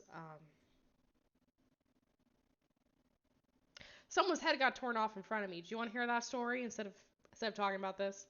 It's a little bit more interesting. I thought you would come to visit me. Stephanie, I don't make excuses. If you didn't come, then you didn't want to. Oh my god. As I understand it, you didn't come to visit me this time either. She looked at the door to Candy's room. I felt bad. I was waiting for you. I thought there was something between us. We still going to the dance, girl. Don't get all dramatic, Stephanie. It doesn't matter. Forget it. Thank you for help. Yeah, I got the damn ambulance for her. Let's remember that. Thank you for helping me back there in the park. Stephanie touched your shoulder, kissed your cheek lightly. The chat. Lexi said Luke was creepily hot. Eric said LOL gross. I'm pretty sure Lexi said oop when she'd call me out on not visiting her. Eric said feel the guilt. I am. I definitely did. Lexi said, but we can literally hang out now. That's what I'm saying. Why is she leaving? See you at school, girl. We're right here. Let's talk. Without waiting for an answer, she went to her room. Okay. Okay, I guess that's within her right if she feels some type of way. It only took a couple of minutes and then Luke appeared in the waiting room. That's what I'm saying, Lexi. Like, we're already at the hospital. Two of her friends here. Why can't we just go talk to her? Okay, this is Dusty Man. He came up to you. Candy is a champ. She's coping. I hope. She seemed very glad to see you. Yes. Oh, God. I'm gonna just say Candy still has feelings for you. I'm sorry, but I don't feel anything for her. He touched her arm. But with you, everything is different. Oh, you interlaced your fingers into a lock. Oh, God, that eyebrow. Okay, this is awkward. Ah, Luke, what an honor. And hello to you too, Derek. Hope you didn't bring Candy to tears. Your last visit ended exactly that way. Parting is always difficult. And you'd better mind your own business. This is not the place or time for your little fights. Sarah is right. I'm leaving this be. I have to go. He gently hugged you. See you soon. See you. Derek stared at Luke as he left. I hate these snobs. Stop it. He returned to the ward. Okay, there's a little bit of showdown between Derek and Luke. Bobby was already sitting next to Candy. What? She threw you a frightened, almost bestial look. Don't worry, please, I didn't want to. Oh no, shut up. Candy grabbed her hair as if she wanted to pull it out. What's wrong with her? No, no, no, no, no. She covered her ears with her hands, rocking back and forth and scratching at her arms. Derek squeezed Bobby's shoulder. What did you tell her? Nothing, just that Miss Baker kidnapped her. Why the fuck would you tell her that, bro? Shut up! Idiot. Calm down, Candy. You're safe here. Ugh. You touched her face, but she suddenly started, shook her head and screamed. Don't touch me! She began to cry, covered herself with a blanket, and her heavy sobs created the impression that she was choking. Get out of here. Derek, I didn't mean to. Get out. Candy, I'm so sorry. Oh, God. Ugh. I just, I'm gonna have to buy some diamonds, y'all, because these ads are too much, too much. Okay, let's go back. Turn the volume back on. Candy said, "Enough." Candy stood up, walking along the room back and forth. Let me catch you on chat. Eric said, "Stephanie making you feel horrible." Yeah, yeah, she's definitely. I mean, she had kind of a right. I'm not gonna shade her. She had kind of a right to feel some type of way. And then he said, "That's not nothing, Bobby. I agree. I don't know why. What would bring him to say that Miss, Miss Baker kidnapped her? I. It's hard for me to remember, really. You're pale. Maybe you could drink some water? I need to get some fresh air." She jumped out the door. "Wait." Candy was already sitting on the porch when you got to her. "Can I?" "Yes." "Sorry about bringing back memories." "Don't apologize. It's not your fault." "I was so scared then. I didn't even remember what happened to me, but the fear was still inside me, day and night. Years later, some memories started coming back to me. Again, awakening all this horror, endless sleepless nights, fighting my own nightmares.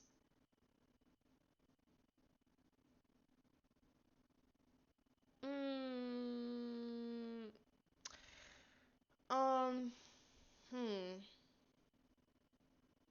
I do kind of want to ask her what she remembered because we haven't really gotten any insight into what actually happened to her, and actually really curious. So I'm gonna ask her about it. Maybe if you say it out loud, it'll be easier for you. I don't know if I want to stir up the half-forgotten past again. She paused for a bit and then quietly started recalling the story. All the memories of those days are blurred and fragmented, but most of all, I remembered one night. Please, help, please. I have no strength to scream. My eyelids are so heavy. Oh, she said mommy. Oh, that's sad. Swoosh, swoosh, swoosh. She's back. Help. Oh my god, bitch. I guess I shouldn't be surprised. Oh gosh, she is scary as fuck. Oh, I can't keep doing this laugh. Please. From the darkness, Pisadeira emerged, floating in the air. Her toes barely touched the floor. She bent over Candy, looking at her. She then turned to the lake and looked at the water reflecting her terrible face. Oh, she screamed at her own reflection. She waved across the water and splashes flew in all directions. Whew, I don't know what's going on with my throat today. I can't take it anymore. Candy burst into tears, but there were no tears left, and only sobs and hoarse moans broke out of her chest. Pisaderia turned towards Candy, and her expression warmed up, becoming sad. Oh, somehow her concern is even more scary than her being angry. She touched Candy's cheek. Please let me go. In her movements, there was something affectionate, almost maternal. Oh, Pisaderia stood up sharply and then flew up into the canopy trees, laughing. But the laughter was strained. That's that's not laughter. Is she crying? This bitch touched you. I still wake up sometimes from her laughter, and for some reason I feel her pain. Why do I hurt for her? And when everyone else laughs, it makes and when anyone else laughs, it makes me wonder every time. What's behind this particular laugh? Candy covered her face with her hands and sighed heavily. That laughter in my head, there's so much pain in it. When will I be able to move on with my life? Candy. I feel like you have to put up with it is really callous. I'm gonna say you can handle it. Just for today, we're plunging into the past for the last time. Tomorrow morning, you can leave behind everything that happened to you. You're right. Thanks for the support, Sarah. You always knew how to support me. You were silent, looking off at the moon, remembering the past. How much is left behind? It seems like none of it happened to me. Let's go inside? I'm okay now, I think. Sure. Yeah, Ari. She is horrifying looking, but I'm kind of curious to see what she looked like before because, the whole thing of like, oh, the dying and being undead and stuff is, like distorts you. I kind of want to know what she looks like beforehand. No, we haven't seen her human face. Are you talking about, Eric, are you talking about the first choice where it's like, you have to deal with it? Gotta put up with it. You okay? Yeah, it's fine. Oh, God, look at this. What's the matter? My hair is acting out because of the wet weather. Candy, you have not changed a bit. She began to fix herself up. You watched Candy fussing at the mirror and decided to fix her hair too. God damn, y'all. Oh, it's really sharp looking pony. We'll stick with the black hair. You guys open up a beauty salon in here? It helps calm my nerves. You and Derek looked at each other. Oh, what's it? What? We eyed each other up. He has changed so much. Yes, he has. Yes, he has, Sarah. Derek paused, waiting for you and Candy to finish. He was still looking at you, his eyes clouded by thoughts. We were looking at each other too long. I'm gonna keep looking at his eyes. Why not? What is he thinking about? His face showed no emotion, but his gaze was heavy, studying. For the first time, you felt embarrassed because of Derek. Looking into... um... oh, you can see her human face when you pay for the details and talking to Oder Nun. Okay, gotcha. Looking into the mirror is like going to a hairdresser. I guess, apparently just fixing your hair is like opening up a freaking salon. And despite this, you do not look away, accepting the challenge. That's it. You sat down. Where did I stop? Y'all, these hair, oh, I can't change the hair. Oh, yes. I went to the waiting room with Bobby. And now he's going to assume you want him. Well, maybe I do, Eric. Maybe I do want him. He's cute as an adult. Derek is worried about Candy. Don't take it to heart. I know. I didn't mean to upset her. I didn't expect such a reaction. You fucking told her that Mrs. Baker kidnapped her, dude. I'm such an idiot.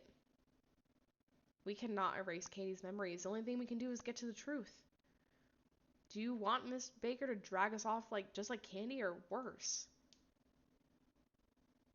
We know about her and will be on high alert, yeah. We will not look for trouble. The main thing is to be careful.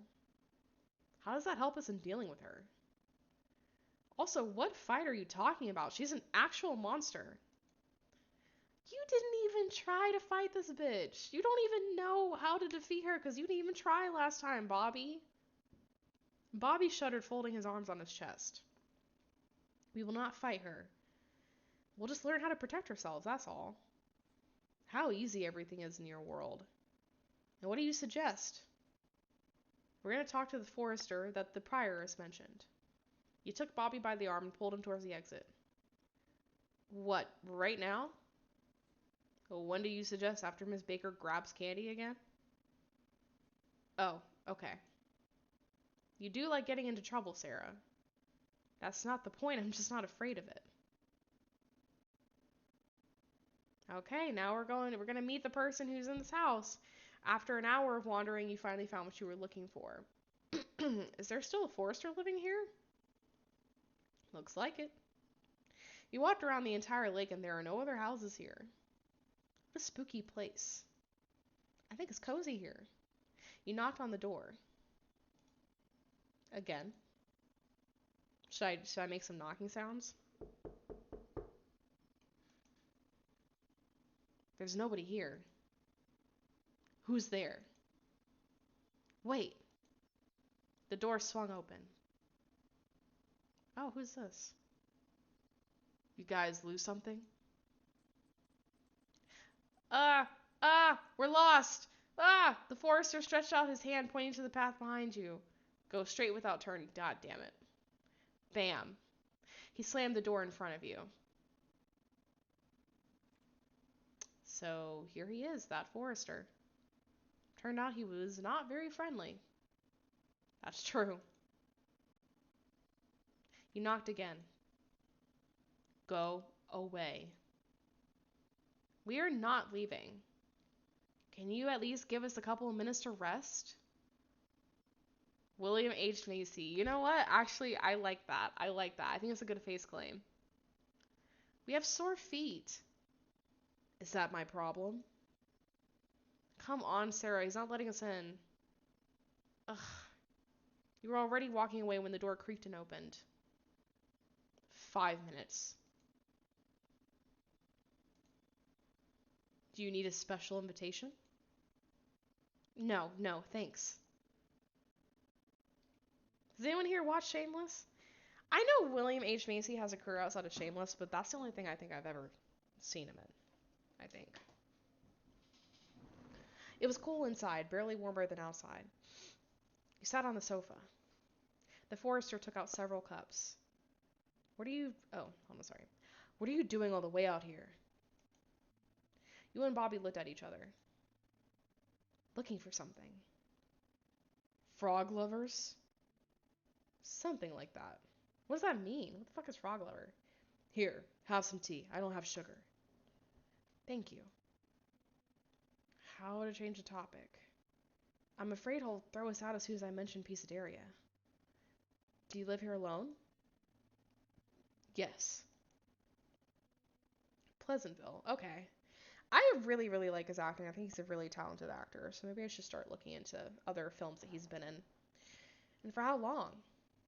He looked at you squinting. Yeah, no, Shameless is really, really good. Long enough. So, what is that you're looking for? A person. Why do you need him? Maybe he knows the answers to our questions. You carefully looked at each other as if trying to read each other's thoughts. What makes you think that? 10 years ago, he visited a monastery and, like us, asked questions about someone. The forester lowered his eyes to your half-finished tea and suddenly stood up, tearing the cups from your hands. I think you should go. But we just got here. Go away.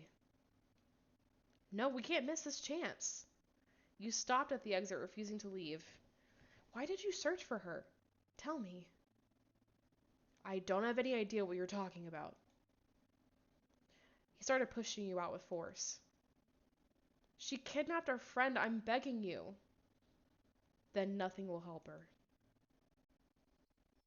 Bam. The forester slammed the door. Open up. Leave him. But what should we do now? I don't know. He doesn't care, and he's clearly not going to help us. Steam rose on your breath. You wrapped your arms around yourself, trying to keep warm. Okay, let's go. The door opened again. Oh my god, this motherfucker, you gonna kick us out or let us in, bitch? Okay, come in. Oh, for God's sake. The same way he had just kicked you out, he shoved you back into the house. And what happened to your friend? How long ago was the kidnapping? She managed to escape. But we are afraid that Pisadeira will return for her, or for all of us. How did you manage to escape? Yes. And the creature did not possess your body. Possess? Oh yeah, no, this is new information. For a while the forester did not move, then looked outside the window, pulling the curtain shut. This old man playing hard to get. Yes, he's clearly struggling with the idea of talking to us. Is she following you? Pisadeira?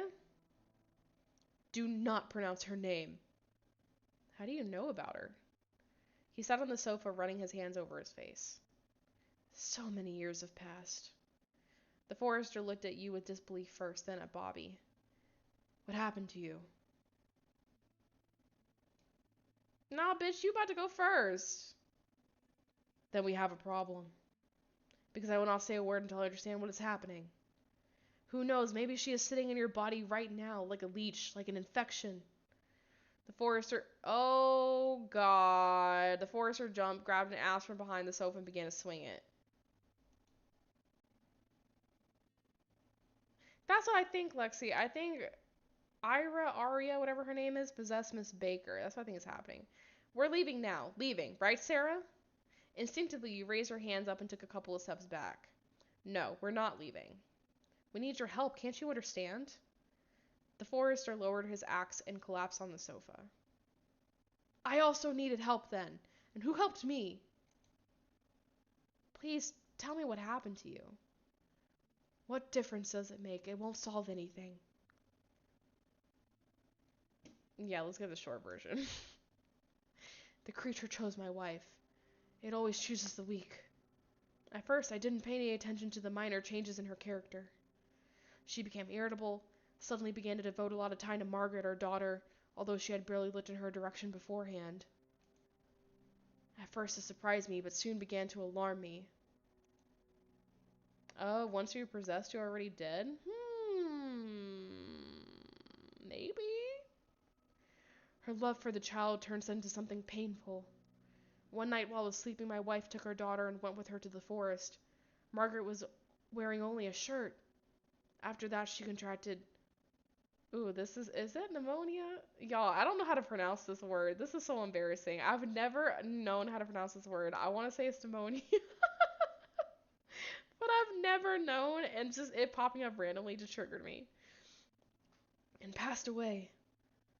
My wife went completely mad at that point, laughing, running around the house, even up the walls, and turned into something awful.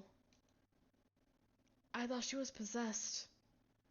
I began to study everything I could find. I went to the monastery, but I didn't learn much. I tried to exorcise this demon for my wife and with the help of priests and prayers, but nothing helped. At the same time, people began to disappear. I understood that maybe this was my wife, but I did not go to the police. I just couldn't do that to her. I was holding on to hope until the very last moment. I cared for her and locked her up in an attempt to protect the outside world. But one evening, I returned home and she wasn't there. Since then, I have not seen either my wife or that thing within her. This is my story. I could not save my family. The creature has returned and it will not stop. He jumped up, looked outside the window again. Ugh, why did you come to me? You'll bring Pisadeira with you. But we need help. I can't help you. You better leave. But it's none of my concern now, not mine. The forester opened up the front door. Power of Christ compels you, throws holy water. Yeah, can we bring like a holy man or a nun or something into this situation? Because I just really don't think we can fight her on our own. Just go. Come on, Sarah. You and Bobby left the forester's house frustrated, losing your last hope. If the forester couldn't cope with Pisadeira, what can we do against her? How can I sleep now, knowing she can come at any moment for me and my relatives? Okay. You sat down on the shore of the lake, throwing stones into the water and pondering. He said Pisadeira would come after us. What if it just makes her angry that we're learning about her? Let's stop before it's too late. It's already too late. Yeah, thanks, Sarah. It's already too late, Bobby. We went too far. It's insane. This can't be happening. I cannot believe that this is a dead end. That we are powerless before it. Do you even understand what you're saying? Because of you, we almost died. There must be some kind of clue. There are no problems in the world that just can't be solved. You can't fight death, and even if you don't, and if you still don't understand, Pisadeira is dead. Yes, dead.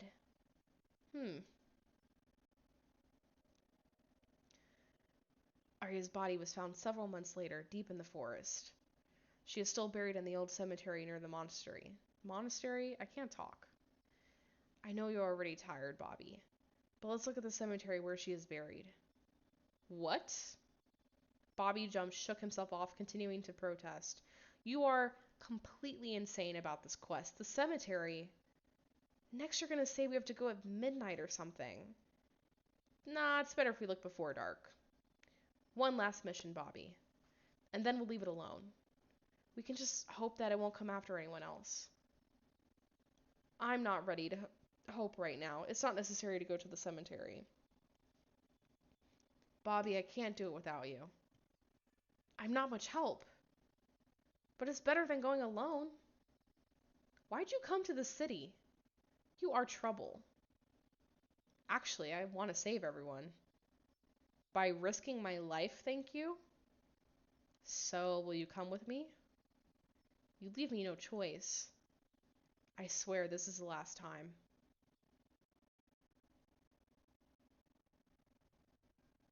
In order not to catch the eye of the nuns in the monastery, you decided to go around. You already knew the way and weren't afraid of getting lost. Oh, here goes this damn well again, right?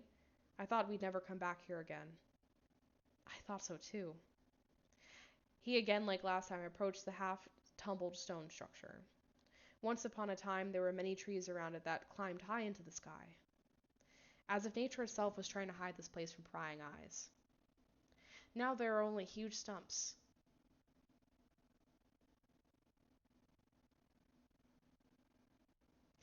I have to go take a bathroom break, so I'm gonna take a quick break, and I'm gonna be right back.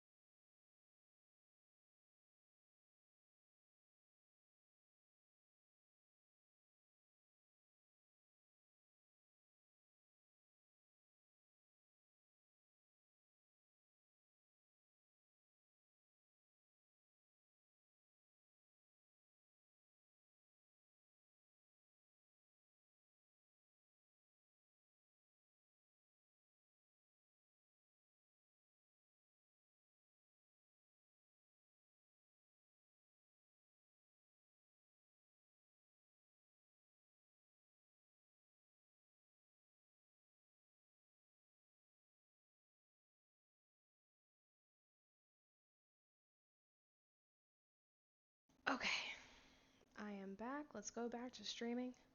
Ari said the lie detector determined that this was the last time was a lie. Yeah, this is definitely not going to be the last time by a long shot. You stood next to Bobby. Looks like a well. It was probably a well once. Hey! Hey! Hey. The echo bounced back to you multiple times. Sounds scary. Stop fooling around. I want to go home before dark. Yes, me too.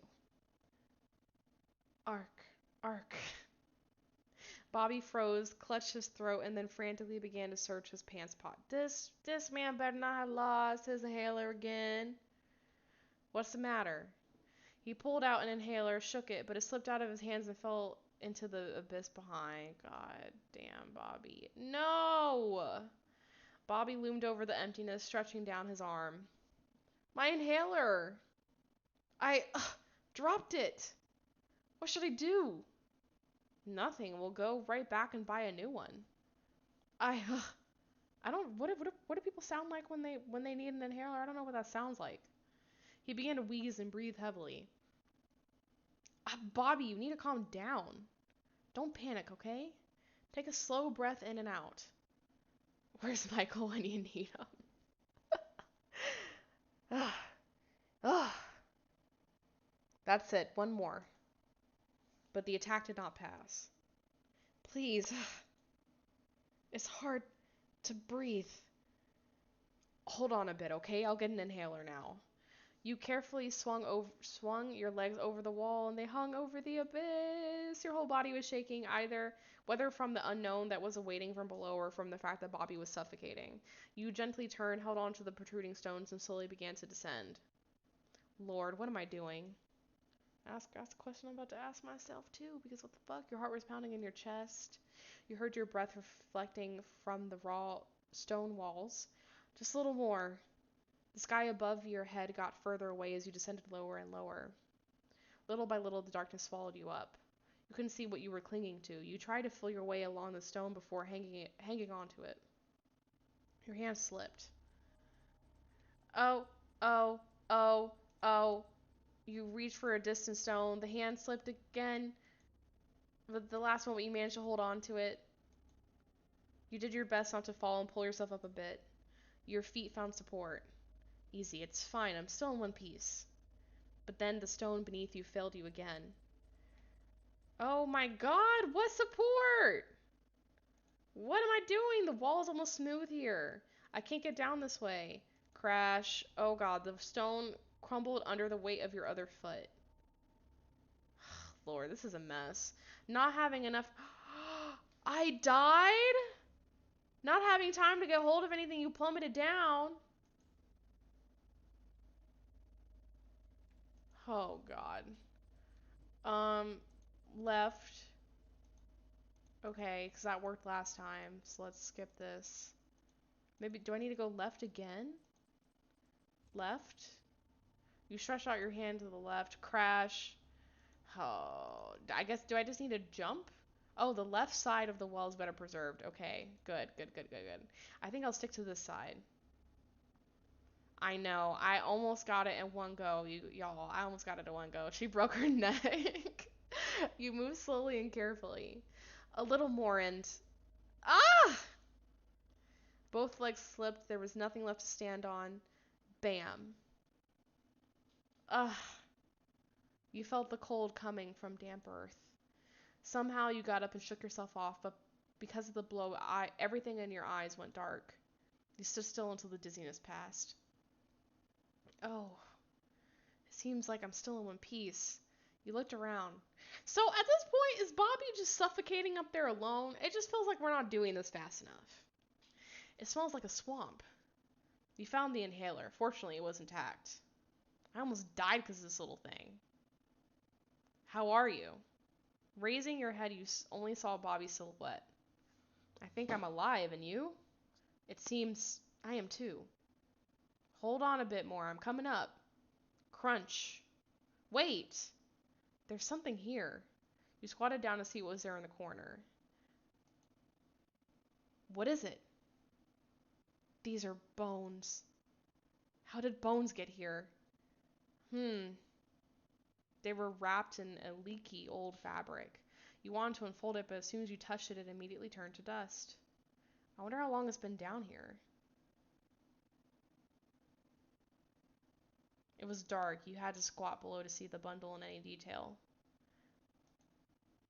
This is a skull of a child. Leaves rustled. You heard it even at the bottom of the well. And along with them came a baby's cry. The sound bounced off the walls, making it seem to come from everywhere at once. I told you that fucking baby was haunted, y'all. I told y'all that the baby was haunted. Wow. This sounds like Wario. Like, I like thinking of Wario when I hear this. Yep, some dead baby bones. Just like in the park with Stephanie. Something flashed, attracting your attention. We gotta get the fuck out of there. No, there's something else in here. Get the fuck out of there. Oh, among the bones, you notice a half-rotten rope. Yeah, it's the ghost baby.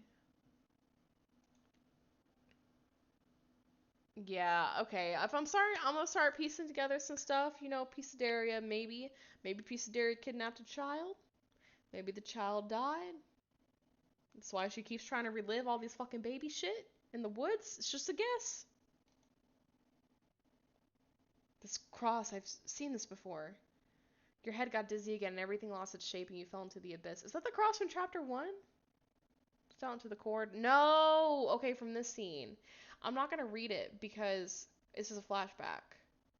But yeah, this is the one that we found in the school when it flooded. I can't hear anything.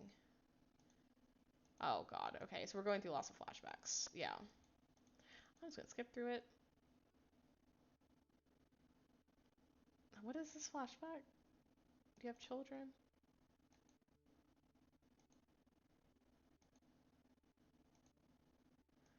Oh.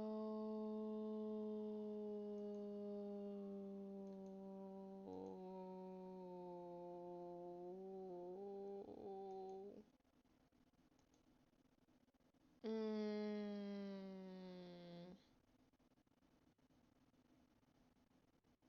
Okay, I mean, I guess to summarize, we're very quickly realizing that Pisaderia may have possessed Miss Baker, which I think was a theory that we were kind of floating around, but it seems we were piecing it together.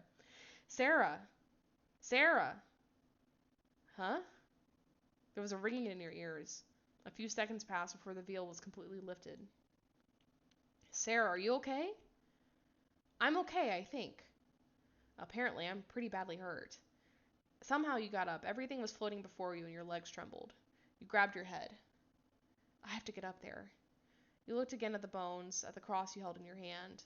Your inner premonition and the flash you just had made you collect all the bones that you found here in spite of your fear and disgust. You tore off a piece of your jacket and put your find in the cloth, tying it to your arm. You carefully began to climb up. Somehow taking the bones makes me think that like maybe she's just gonna follow us even more. You know? I don't know if that's a good idea. Whew. Soon the bright light hit your eyes. Bobby immediately snatched the inhaler. Psh, psh. Is that what an inhaler sounds like? Got the baby's bones tied up in your arm.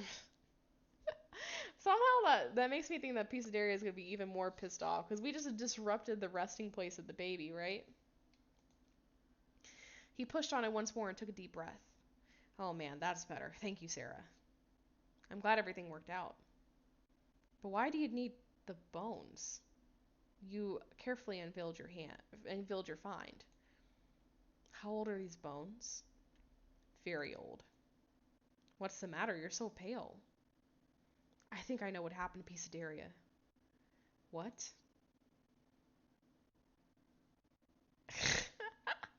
It's as if I saw everything with my own eyes. And I roughly imagine what happened. You know, just for shits and giggles, let's take the scene. Let's get the satisfying wrapped up. The prioress said that Pisaderia had stolen something. A Ira? What if she was pregnant? When she gave birth, they wanted to take the child, but she stole it and disappeared into the forest. Wow! Oh, holy shit. I'm sorry. That is truly frightening. Hush, don't cry. There she is. Get her. I will not give you to anyone. Not ever. Piece of art. What the fuck, y'all? Piece of. Pisadeira pressed her child to her chest. This thing got me fucking stuttering. Plunging into the woods. The nuns ran after her, their torches visible in the night. Wah! I could try to make this sound like a I could try to make this sound like a realistic child, but I'm not going to. Shh. I want to see what that baby's face looks like. Her heart was pounding, her legs trembled, and her hands held the child with a firm grip. She looked like a frightened beast running from hunters. Oh my god, this is horrifying. V dropping the diamonds, not even for Lucifer. You don't think I dropped diamonds for Lucifer? Hmm. The nun did say she looked like a man trapped in a woman's body. She is a little masculine looking, I'm not gonna lie. The old lady was telling the truth. Yeah, she's a little scary looking, you know. She's very close, just there. The pursuers were approaching. They will not take you away from me. Oh, she better not throw this damn baby down the well. Arya did not know where she was running to, and in the darkness her eyes could hardly distinguish the terrain, but soon she noticed something ahead.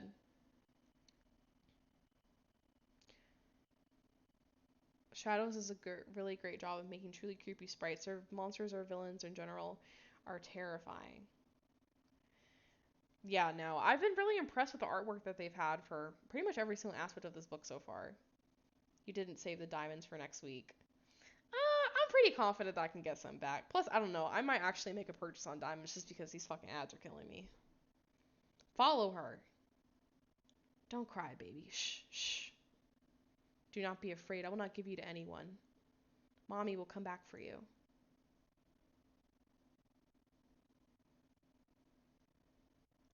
Ira went into the well and looked inside.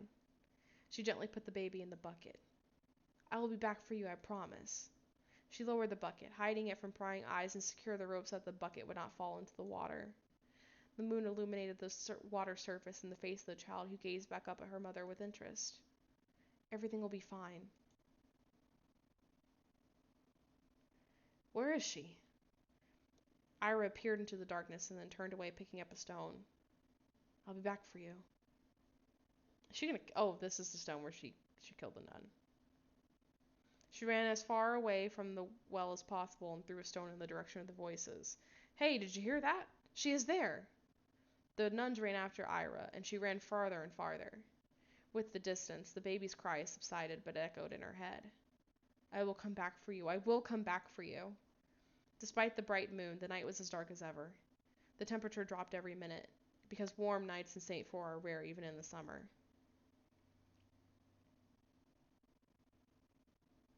KT said Pisadeira. I still can't say this name. Might be the hardest person for me to voice. I don't even know what her voice would sound like, to be honest. I'm just reading her my normal voice, so I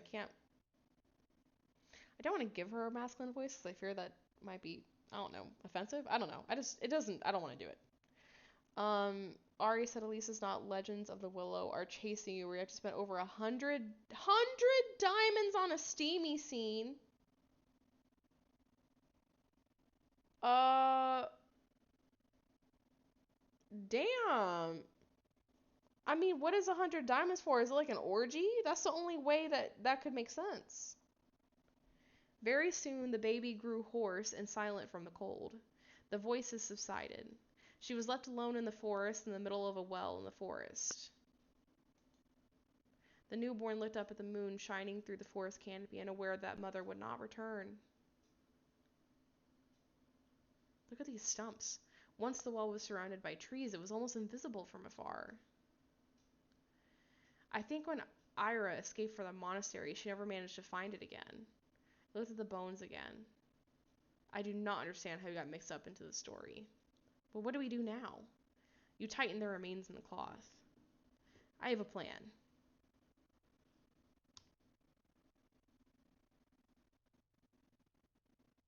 To why you wait for free play so you can take the 100 diamond scenes. That is so crazy to me that they actually charge that much. Interesting. It's interesting that everyone is saying that they think it's actually worth it, because that would not be my first impression. So courage and caution are now even. My image, I guess I gained one during this chapter, because I did lose one. I'm just gonna, again, I'm gonna take this ad so I can get some more diamonds. Yeah, I don't really know. Don't really know. I guess I'm just confused as to why. I guess it makes sense that a ghost could just be kind of latching out onto whoever comes into the woods. Maybe Pisadeira thinks that we're still the nuns chasing after her. I don't know really. When Bobby asked the question of like, how did we get wrapped up into this, or like how did we get into this or something? I think it's a decent question. The other stories make complete sense to me. What doesn't make sense to me is how we got involved. I don't quite understand that unless she's just attacking people that are in the woods because she thinks that it's the nuns attacking her or something. Ari said Chasing You one is only for one character. It's some BDSM and aftercare pre-conversation. Legends has two characters who had it, and the one I did was the first time for MC, and they put a lot of care into it. Okay. It wasn't until far into the relationships they offer those scenes for that price. Most of the other ones are cheaper. Okay. Well, I guess if they're doing it well, but damn, that 100 diamonds, that would cause me to rethink some things. Wait, I'm gonna switch it back because I know they're gonna give me. Your meeting was inevitable, but who will come out alive? You were Pisadeira. I just know, like, yeah, of course, here it goes the fucking ad. Eric, I'm so jealous of the amount of diamonds you have. 1,700. That's crazy.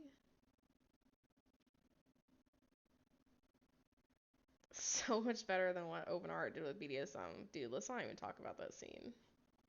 I still haven't even touched Open Art 3, by the way. Let me replay for some 100 diamonds. Smashing. Okay, now I think we're good to go.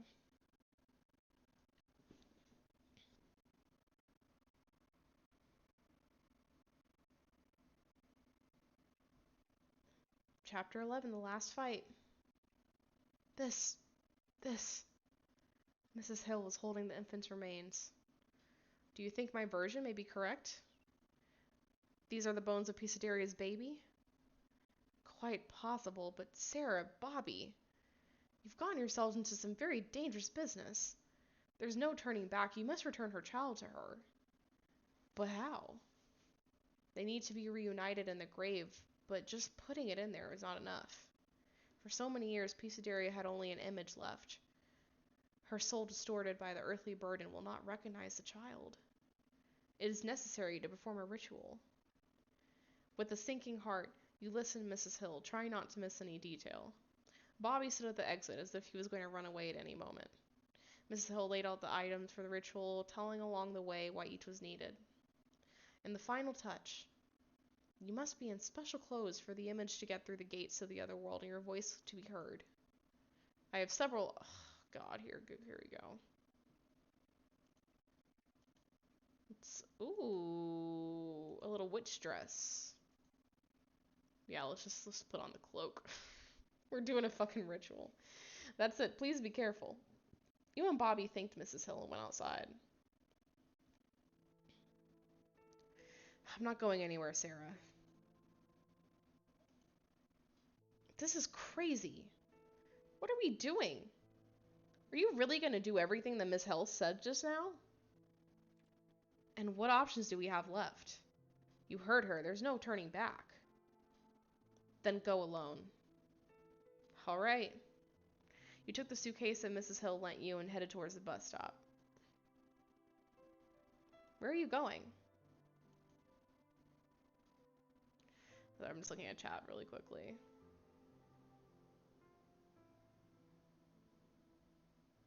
Eric, we can talk about Open Heart. I don't know how much use I'm going to be because I haven't read up to book 3, but we can talk about it.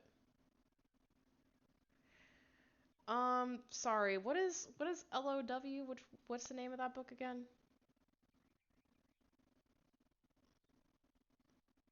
I will not be humiliated asking him to come with me again. Enough. If he doesn't want this, it's his right. Are you really going by yourself? Well, yeah, motherfucker, because you ain't coming with. Yes. Legend of Willow? Okay. Crazy girl. Let's call Derek. What's the point? He remembered how he smirked and rolled his eyes every time you or Bobby started talking about something even vaguely supernatural. For a moment, you were so mad that you were surprised by your feelings, but quickly repressed them. Derek isn't going to believe it anyway. And there's no time to lose. What if something happens to you? I would at least know that I did everything in my power. Bobby stood for a while, watching you move away. Damn it. Ooh, is he coming? Wait for me. Having caught up with you, he snatched a suitcase, I said suitcase from your hands. It's heavy. What are you laughing at? Nothing. He took his arm and carried on. Wow, Bobby is really becoming like our partner in this. This is not what I was expecting.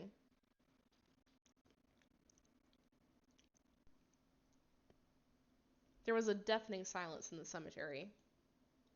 The barely perceptible wind whispered something, making its way under your clothes, piercing into your body.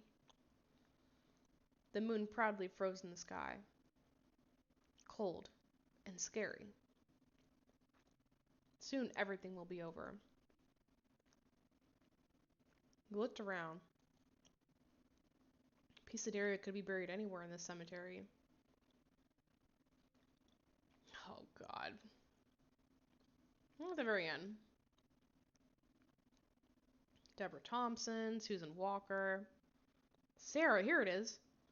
Seeing the name on the tombstone, you froze. Aria Maria Pisada. As soon as you said her full name, the wind rose, tearing off the yellowed leaves.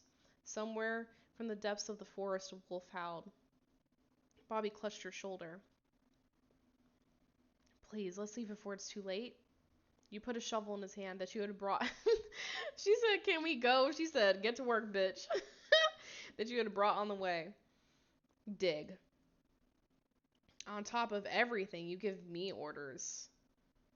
Isn't My Hollywood Story the one that's like really bad? Clang. Suitcase obediently open. You examine the items needed for the ritual.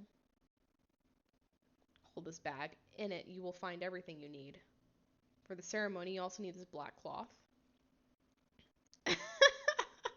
Is it that bad that I might just abandon it altogether? You put the rest of the items on it so that way they become one. Listen, y'all know that I'm down to make fun of a book, so. You took out the dark cloth and laid it in front of you. Remembering what to do next, you paused. Oh. Red Carpet Diaries Part 4! Okay, so here's a quick question. Who enjoyed Red Carpet Diaries? It is important to remember that such dark power can only be driven away by black magic, and it needs a sacrifice, the blood of the performer or an animal. Okay, so Eric said his taboo levels of bad. Not gonna lie, I do want to see you play My Hollywood Story for the last, but definitely not next. Not next. But it is bad. Not me liking the outfit, not the NC. Okay. Kat said me. Ari said I did. I did enjoy Red Carpet Diaries. I did. I had a fun time with it. Eric said it would be a laugh watching you play. Okay, we'll put it in the queue of books. We'll see. By performer, you mean that's right, Sarah. In this case, the performer is you. You took out a cup that you had to fill with blood. Your hands clenched into fist. You looked at Bobby diligently digging the grave. The sweat was already dripping from his forehead, his cheeks reddened. Your gaze dropped again on the empty vessel. There is no time. We must decide. Who's an animal? No, I'll just do my own. I don't want to hurt an animal. We can't do this to a living creature. You slowly got a special ritual knife out of the case. From the touch of a cold blade to the palm, you startled and grimaced. On the count of 3. 1, 2, 3. She cut herself. The knife cut open your palm, and burgundy blood flowed from the wound. The pain pierced up your arm to the shoulder. Everything went dark in front of your eyes. It hurts. You squeezed your hand, shuddering. There's a lot of chatter on the chat about this book. I did not enjoy Red Carpet Diaries, but it's better than My Hollywood Story for sure. Okay. Red Carpet Diaries like open heart. I loved book 1 and downhill from there. I actually had no issue with all of the books from Red Carpet Diaries. I don't remember disliking any of them. I mean, for sure, usually the first book is the best, but didn't really have any issue with it. Who does MC think she is doing this ritual, right? By herself? Mrs. Hill didn't even like. I don't know. She needs some assistance. I think My Hollywood Story Might Kill Her honestly is an app killer. Worse than Wolf Bride. That is a big claim because I know Wolf Bride is greatly hated among many people. It's good for diamond mining and laughing. Katie said not Wolf Bride. The cup was quickly filled with your blood. Sarah, wow. You okay? Everything is okay. You quickly bandage the wound. Involuntary tears roll down your cheeks. It steals her red carpet diaries, but all the bad stuff, they do it so poorly. RCD is bad. Why is RCD bad if you choose Victoria? Book 3 frustrated me when I played with Seth, but I liked it when I played through with Thomas because he was so central. Oh yeah, because Book 3 is the one the starring in the movie that Thomas directed or something, if I remember correctly. The tank was only half full. You took out a snake's eye and pierced it with the tip of the knife, allowing the liquid to drain into the bowl. Done. Nice little ritual bowl for blood. Next step. Bobby was already tired and slowed down a bit, but the grave was mostly dug at this point. Oh, God. Let this be quick. Please, please, please. Yeah, the subject matter was quite heavy on the second book, definitely.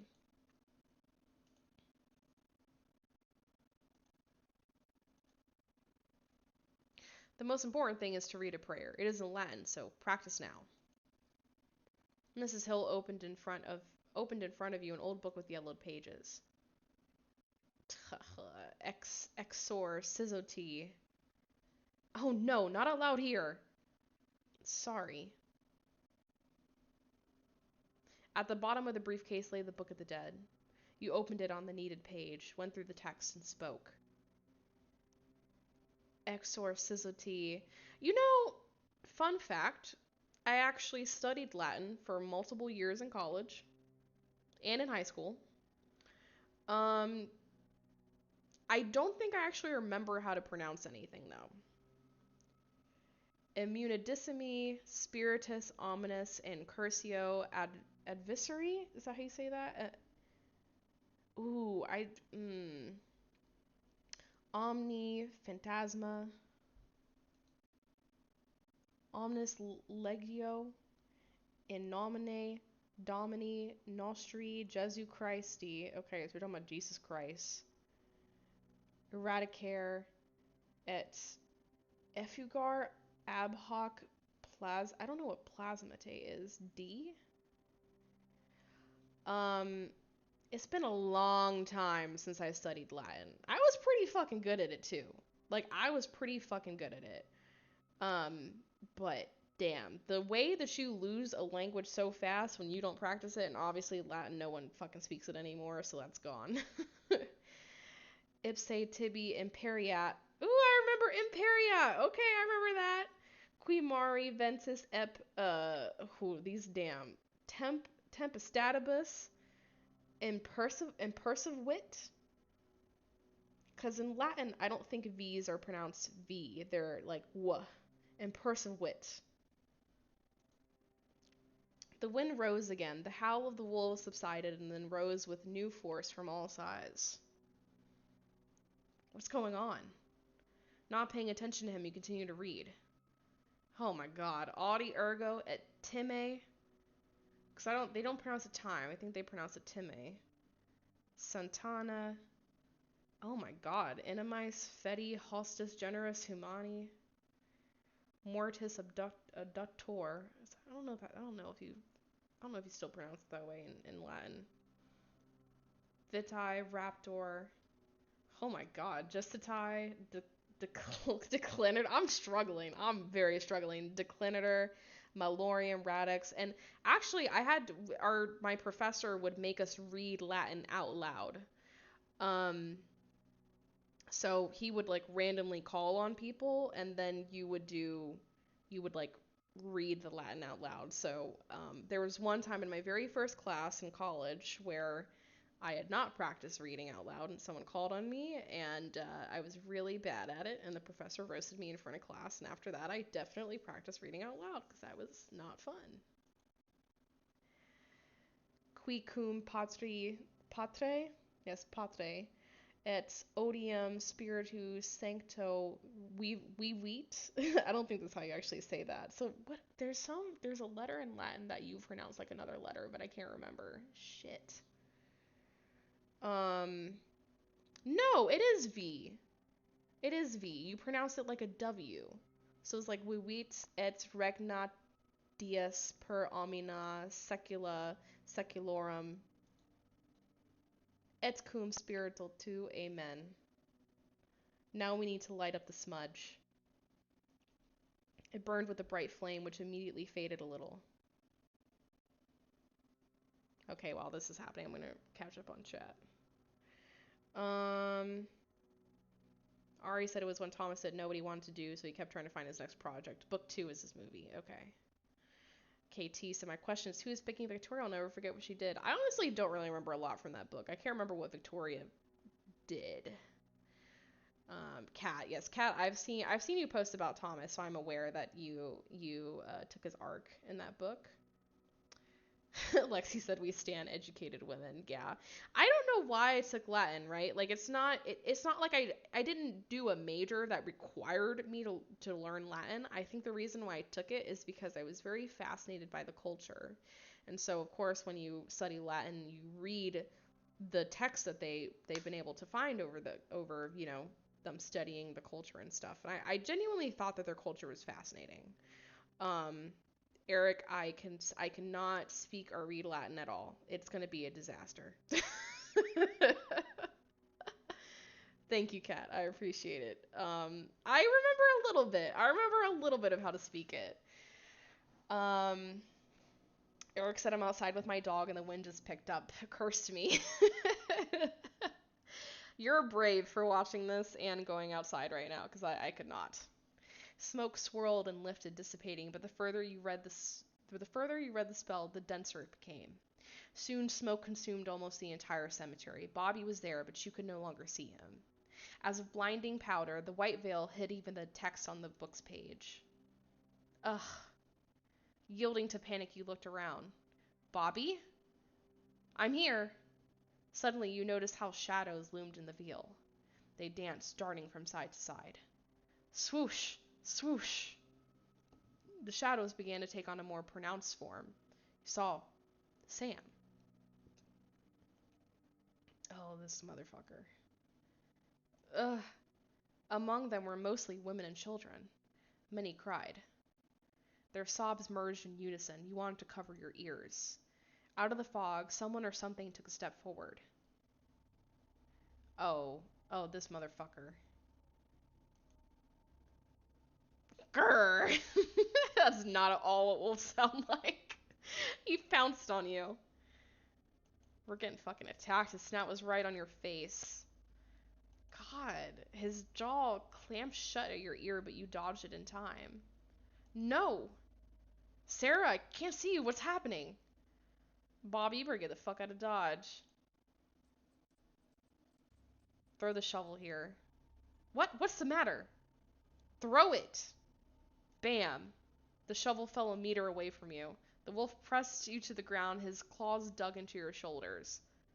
Maybe that wasn't a smart idea. From pain, tears welled in your eyes. You reached for the wooden handle of the shovel. The claws sank more into your skin. It seemed the wolf had no intention of killing you, but only meant to hold you in place. You jerked again, screaming in pain, and he suddenly got mad. He grasped his teeth and clutched at your shoulder, but he did not manage to lock his jaw onto the target. Bam! The blow of the shovel threw it aside. You somehow got up, holding it onto your wounded shoulder, and swung again. But the wolf disappeared into the shroud just as it had appeared. Bobby jumped out of the fog. What's going on here? He noticed your bloody clothes. Are you all right? Obviously not, Bobby. Yes, sort of. Not even close. Did you dig the grave out? From pain, you didn't even have the strength to speak, but adrenaline had gradually brought you to your senses. Yes, you can see the coffin. You stepped into the grave. We're gonna have to open it. You sat down, dangling your legs. Grave? Okay, maybe they meant above. It's probably just a typo, but Bobby stopped you. You're gonna pass out. Give me a sec. He jumped down, stretched out his arms, and then helped you down into the pit.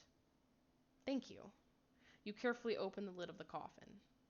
How fast? Because these coffins are like, what, 6 feet deep, right? So how fucking fast did Bobby dig that shit? He's not a big dude, not from what I can see. What an abomination. The rags and old, darkened bones made a repulsive impression. The grave did not smell of anything, and at the same time it became worse with each breath. The wind whistled, raising dust and throwing it straight at you. You were coughing, gasping, and closing your eyes. And then a laugh came with the wind. This fucking Pisadeira.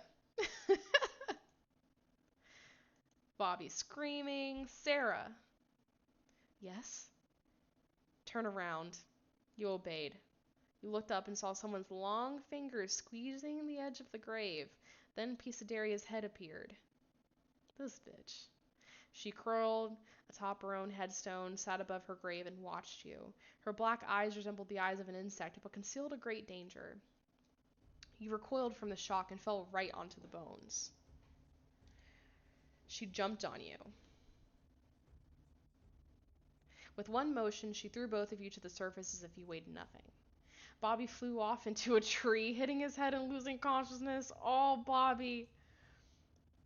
Bobby! Pisadeira slowly rose in the air, spreading her arms, and then attacked, knocking you to the ground. She leaned closer, bringing her face very close. Strands of her long, hard hair fell, blocking you from the rest of the world. From the musty smell, you could hardly breathe. They said she smelled musty. She opened her mouth, and you felt endless horror, uncontrollable panic from which you could not escape. You wanted to break free. What is it? It was a nya!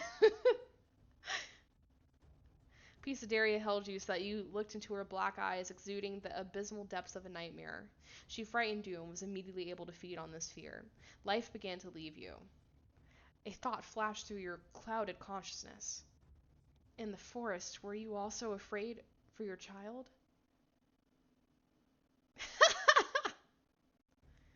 Ugh. Everything went dark. Bam. Pisadeira was thrown a few meters away? From who? Life abruptly returned to you and you eagerly gulped in breaths of air. What the? Yes, my man William H. Macy came back! Are you alright?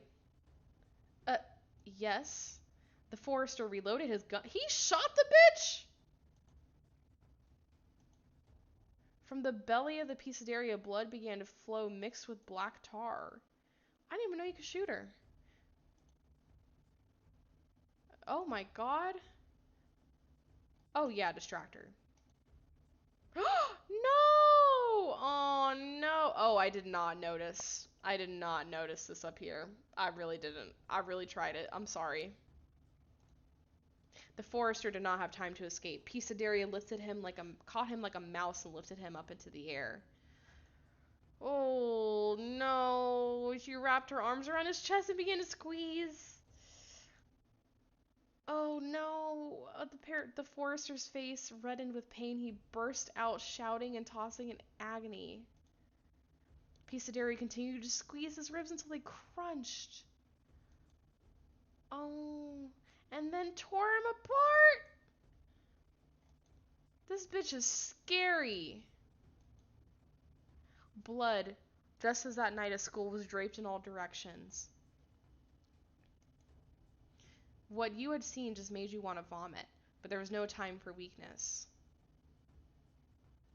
You ran towards the bones of the child before she got to you. If only we have enough time. If only I have enough time. Despite the pain in the shoulders and total horror, you deftly picked up the remains of the child and jumped down into Pisadeira's coffin. Ugh. Blood began to flow again from your wounds. Your head started spinning. I just need to not faint. Not now.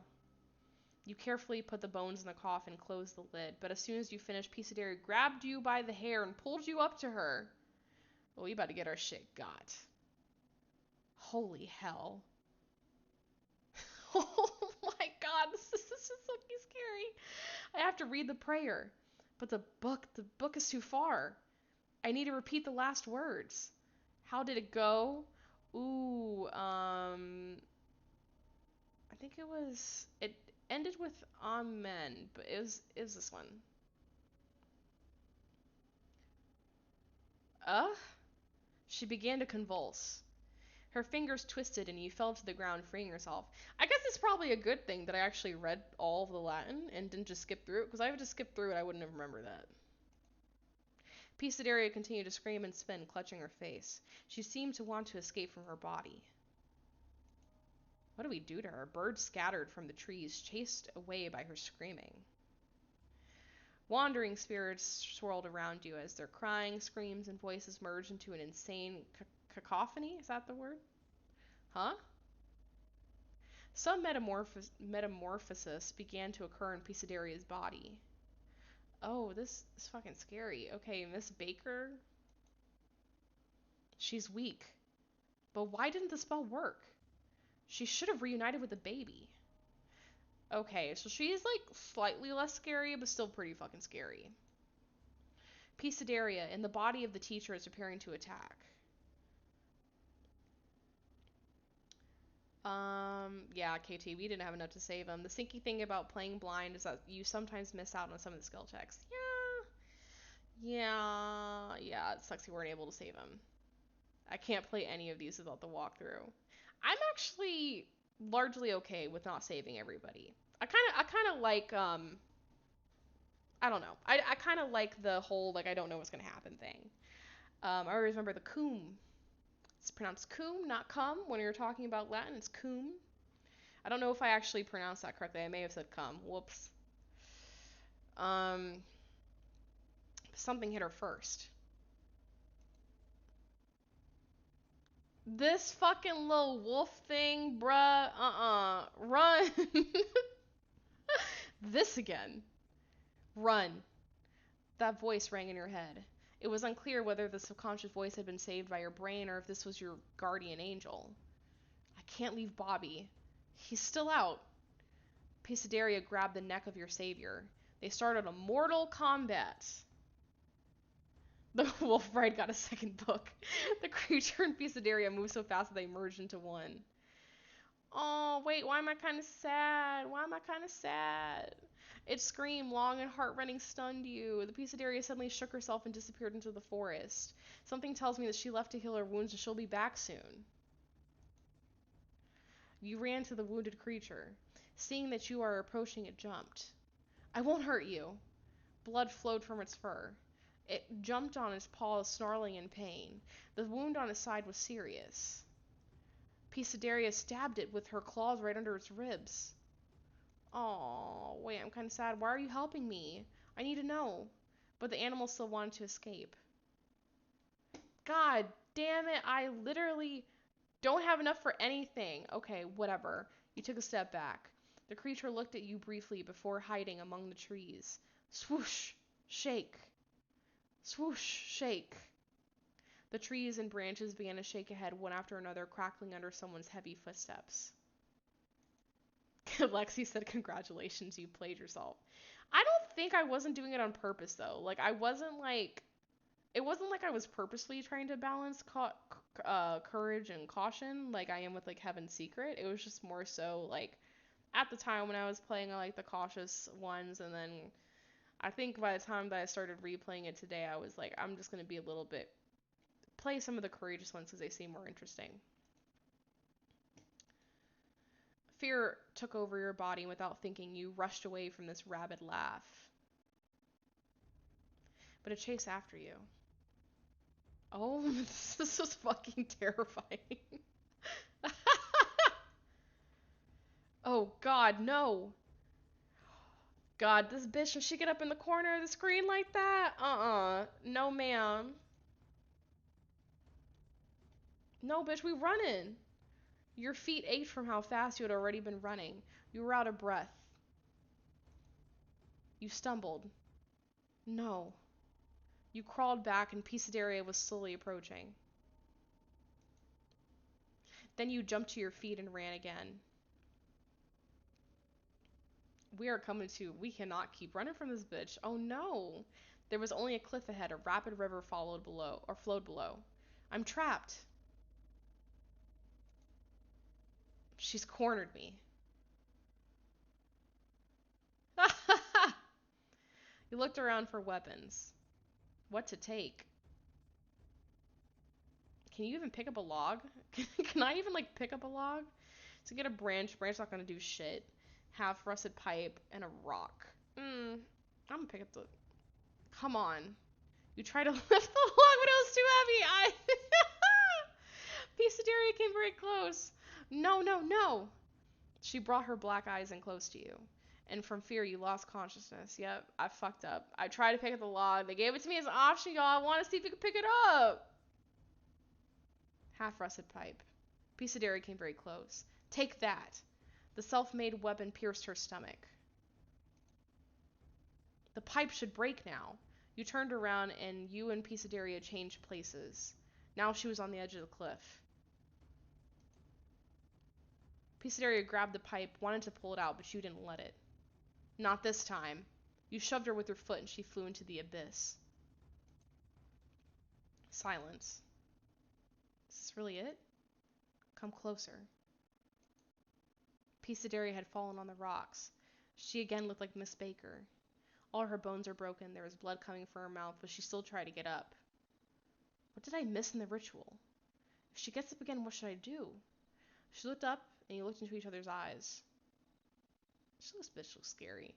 Her hands were trembling, her lips open as if she was trying to scream and couldn't, and her eyes were wide open with fear. You suddenly saw a human being who was simply afraid to die. Pisadeira continued to look at you. Her gaze was penetrating. She wanted to tell you something, or to show you.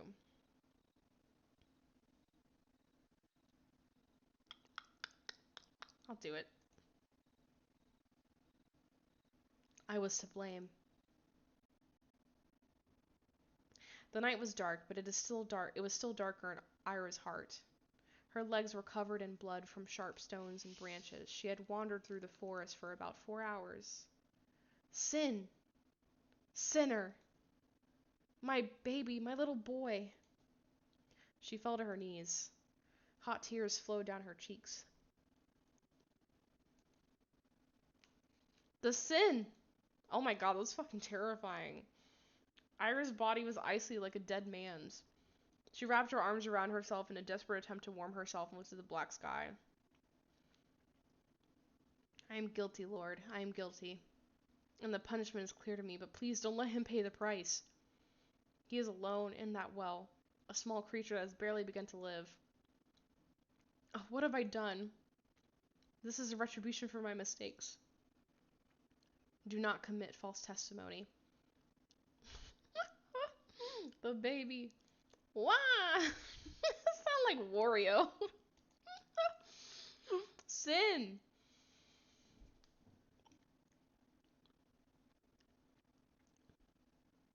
Ira ran, not knowing where, and ran until her strength was exhausted. She fell on the wet ground, realizing that she could not rise. Such heavy sin. My little. She was sobbing, choking, breaking into screams. Her voice was hoarse and her tears dried out, and soon the crying turned into uncontrollable laughter. I died with you. This laugh does not belong to me.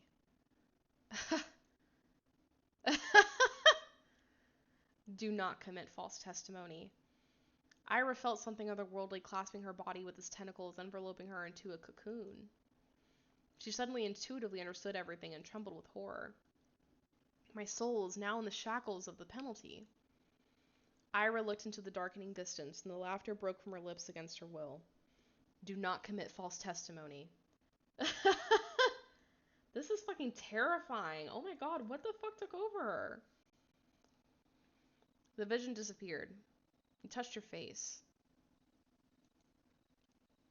I'm crying. You saw a piece of Ira's eyes again. You try to get up, and by little, she succeeded. You felt a string in your pocket. I forgot to return the cross to the child. That's why the ritual didn't work, but isn't it too late? You got the cross out of your pocket. Seeing a familiar thing, Pisadeira froze. This is yours. You waved it as bait. She found new strength in herself, squeezing a ledge in her hands. In an attempt to rise, it cracked. Oh my god. As Pisadeira climbed to the surface, you ran away, knowing that she would follow. This is a fucking death sentence. You rushed through the forest towards the well. Your heart beat anxiously in your chest. She's following. I can hear her hoarse breathing. Climbing up the abyss, Pisadeira gained strength. She again took on her terrible appearance like an otherworldly lizard, dropping the body of Miss Baker. Oh my god, this is fucking terrifying. You could hear her hoarse wheeze right next to your ear and sharply turned around. She hung in the air, spreading her arms, intending to cling to your throat, but you ran to the well. Look. Pisadeira did not pay attention, continuing to approach. You picked moss and leaves from the stones. Look, this is the same well. The same one. One of the stones was loose, and you pulled it out and threw it at Pisadeira's feet. Just look at it. She lowered her eyes and then slowly raised it in her hands. On one side it was cold, even slightly damp. She ran her hand over the stone, sniffed it. Tears welled in her eyes. She recognized this place. Pisadeira fell to her knees. Oh my god, what is this? This laughter is like manic. She covered her face with her hands as the laughter turned into a long sob. The monster's shoulders shook quite humanely, and tears, though black, fell through the stone. Is Seduced by the Rhythm another romance club book? You came closer and carefully placed the cross before her. Pisadeira raised it, sniffed it, and pressed it to her chest. She suddenly lit up with a bright light rising high above you. The light was blinding and then faded, showing Pisadeira transformed. Oh, this bitch is still scary in human form, though. So this is how you were. Without touching the ground with her feet, she swam up to the well, bent down, and pulled out an infant child from the opening. He was shining just like his mother. Maybe the soul looks like that? Pisadeira pressed the baby to her chest. You could hear him laugh happily. She started humming a song for him. And then, swoop! They plunged into the well, and from the hole instead of them flew a flock of crows. You continued to stand still, but your legs gave way, and you fell to your knees, feeling relief. That's it. During the story, Candy had trembled and squirmed, forcing herself to listen. But in the end, she could not stand it and jumped up from the sofa. I need to go for a walk. Candy? You also got up, but Derek grabbed your hand. Leave her. But... Sit down. Okay, tell me what to do. Okay. Candy left the house, slamming the door. Bobby looked dull. With empty eyes, he stared at a fixed point without uttering a sound, and then suddenly his voice said, As we recounted and remembered it all, I felt like a teenager again. It felt like I was reliving it. He looked at you. What a terrible feeling. Oh, okay, we're back in Bobby's practice. Bobby was sitting under a tree, rubbing his head. You sat down next to him and for some reason burst into tears. The experience suddenly washed over you, and your nerves, like an old dam, gave way to emotions. Derek, there's some Derek love in the chat. I'm sorry, how are you doing? Nauseous, but overall not bad. Some kind of shining caught your attention. What is it? The Forester's keys. We can't bring back the Forester. That's all that's left of him. The keys jingled in your hands. You turned to Bobby. He didn't look so good. His hands were shaking when he lifted him to his head. You too were exhausted. A nervous breakdown would work its way up to your throat every now and then, but you were holding it back. One thought calmed you. Is it really all over? Tears flowed from your cheeks again. Or down your cheeks, not from your cheeks. Bobby had a concussion, so he spent some time in the hospital and then lay at home without getting out of bed. You also had a hard time with the wounds on your shoulders from the wolf's claws. You and Bobby told everyone that you were attacked by a wild beast. You first met your friends only a week after that night, and they had been waiting for an explanation. Worrying that Candy would get hysterical again, you kept silent about Pisadeira and told her the general version of the incident. How did you deal with the wolf? You and Bobby looked at each other. Half an hour before Candy arrived, Derek listened to the real story with surprise and skepticism at the same time. He noticed his grin and his lost look when Candy mentioned the animal. He also doesn't know whether to believe us or not. Derek is one of those people who trust only their own eyes. The memories gave you shivers, so you were glad when Derek suddenly changed the topic. Bobby, tell me why you're not in bed now? I'm tired of lying already. Michael walked into the living room. Oh, it's a gathering. Well, are we bothering you? Derek straightened his shoulders and his eyes burned with unconcealed hostility. What's wrong with them? Do you have problems with aggression, kid?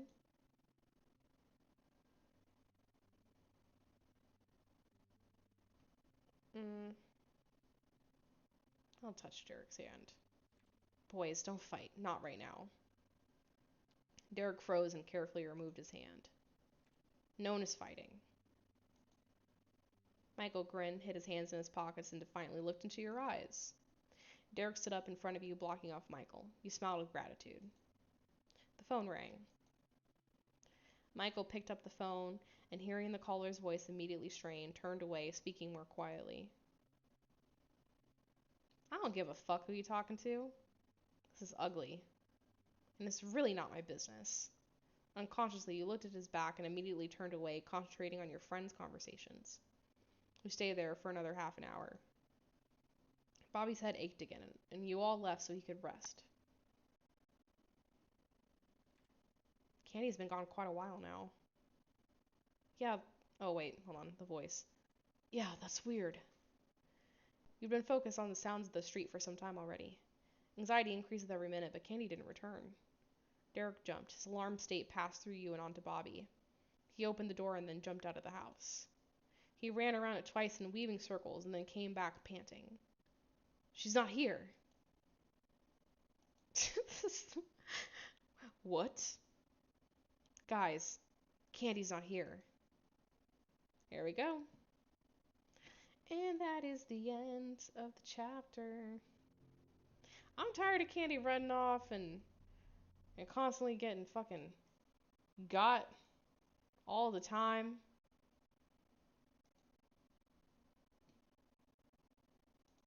What are you saying? No hesitation and me not wanting to pick the diamond scene for Michael? I don't give a fuck about that, man.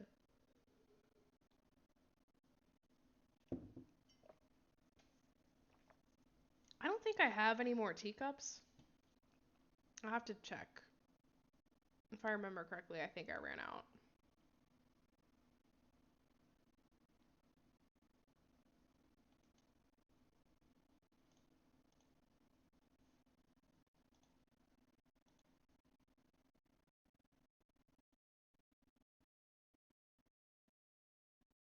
Yeah, I have like 2 hours before I get another teacup, so I guess we're not gonna be able to finish this tonight, unfortunately. So the next time that we stream, okay, next week we're gonna stream Heaven Secret.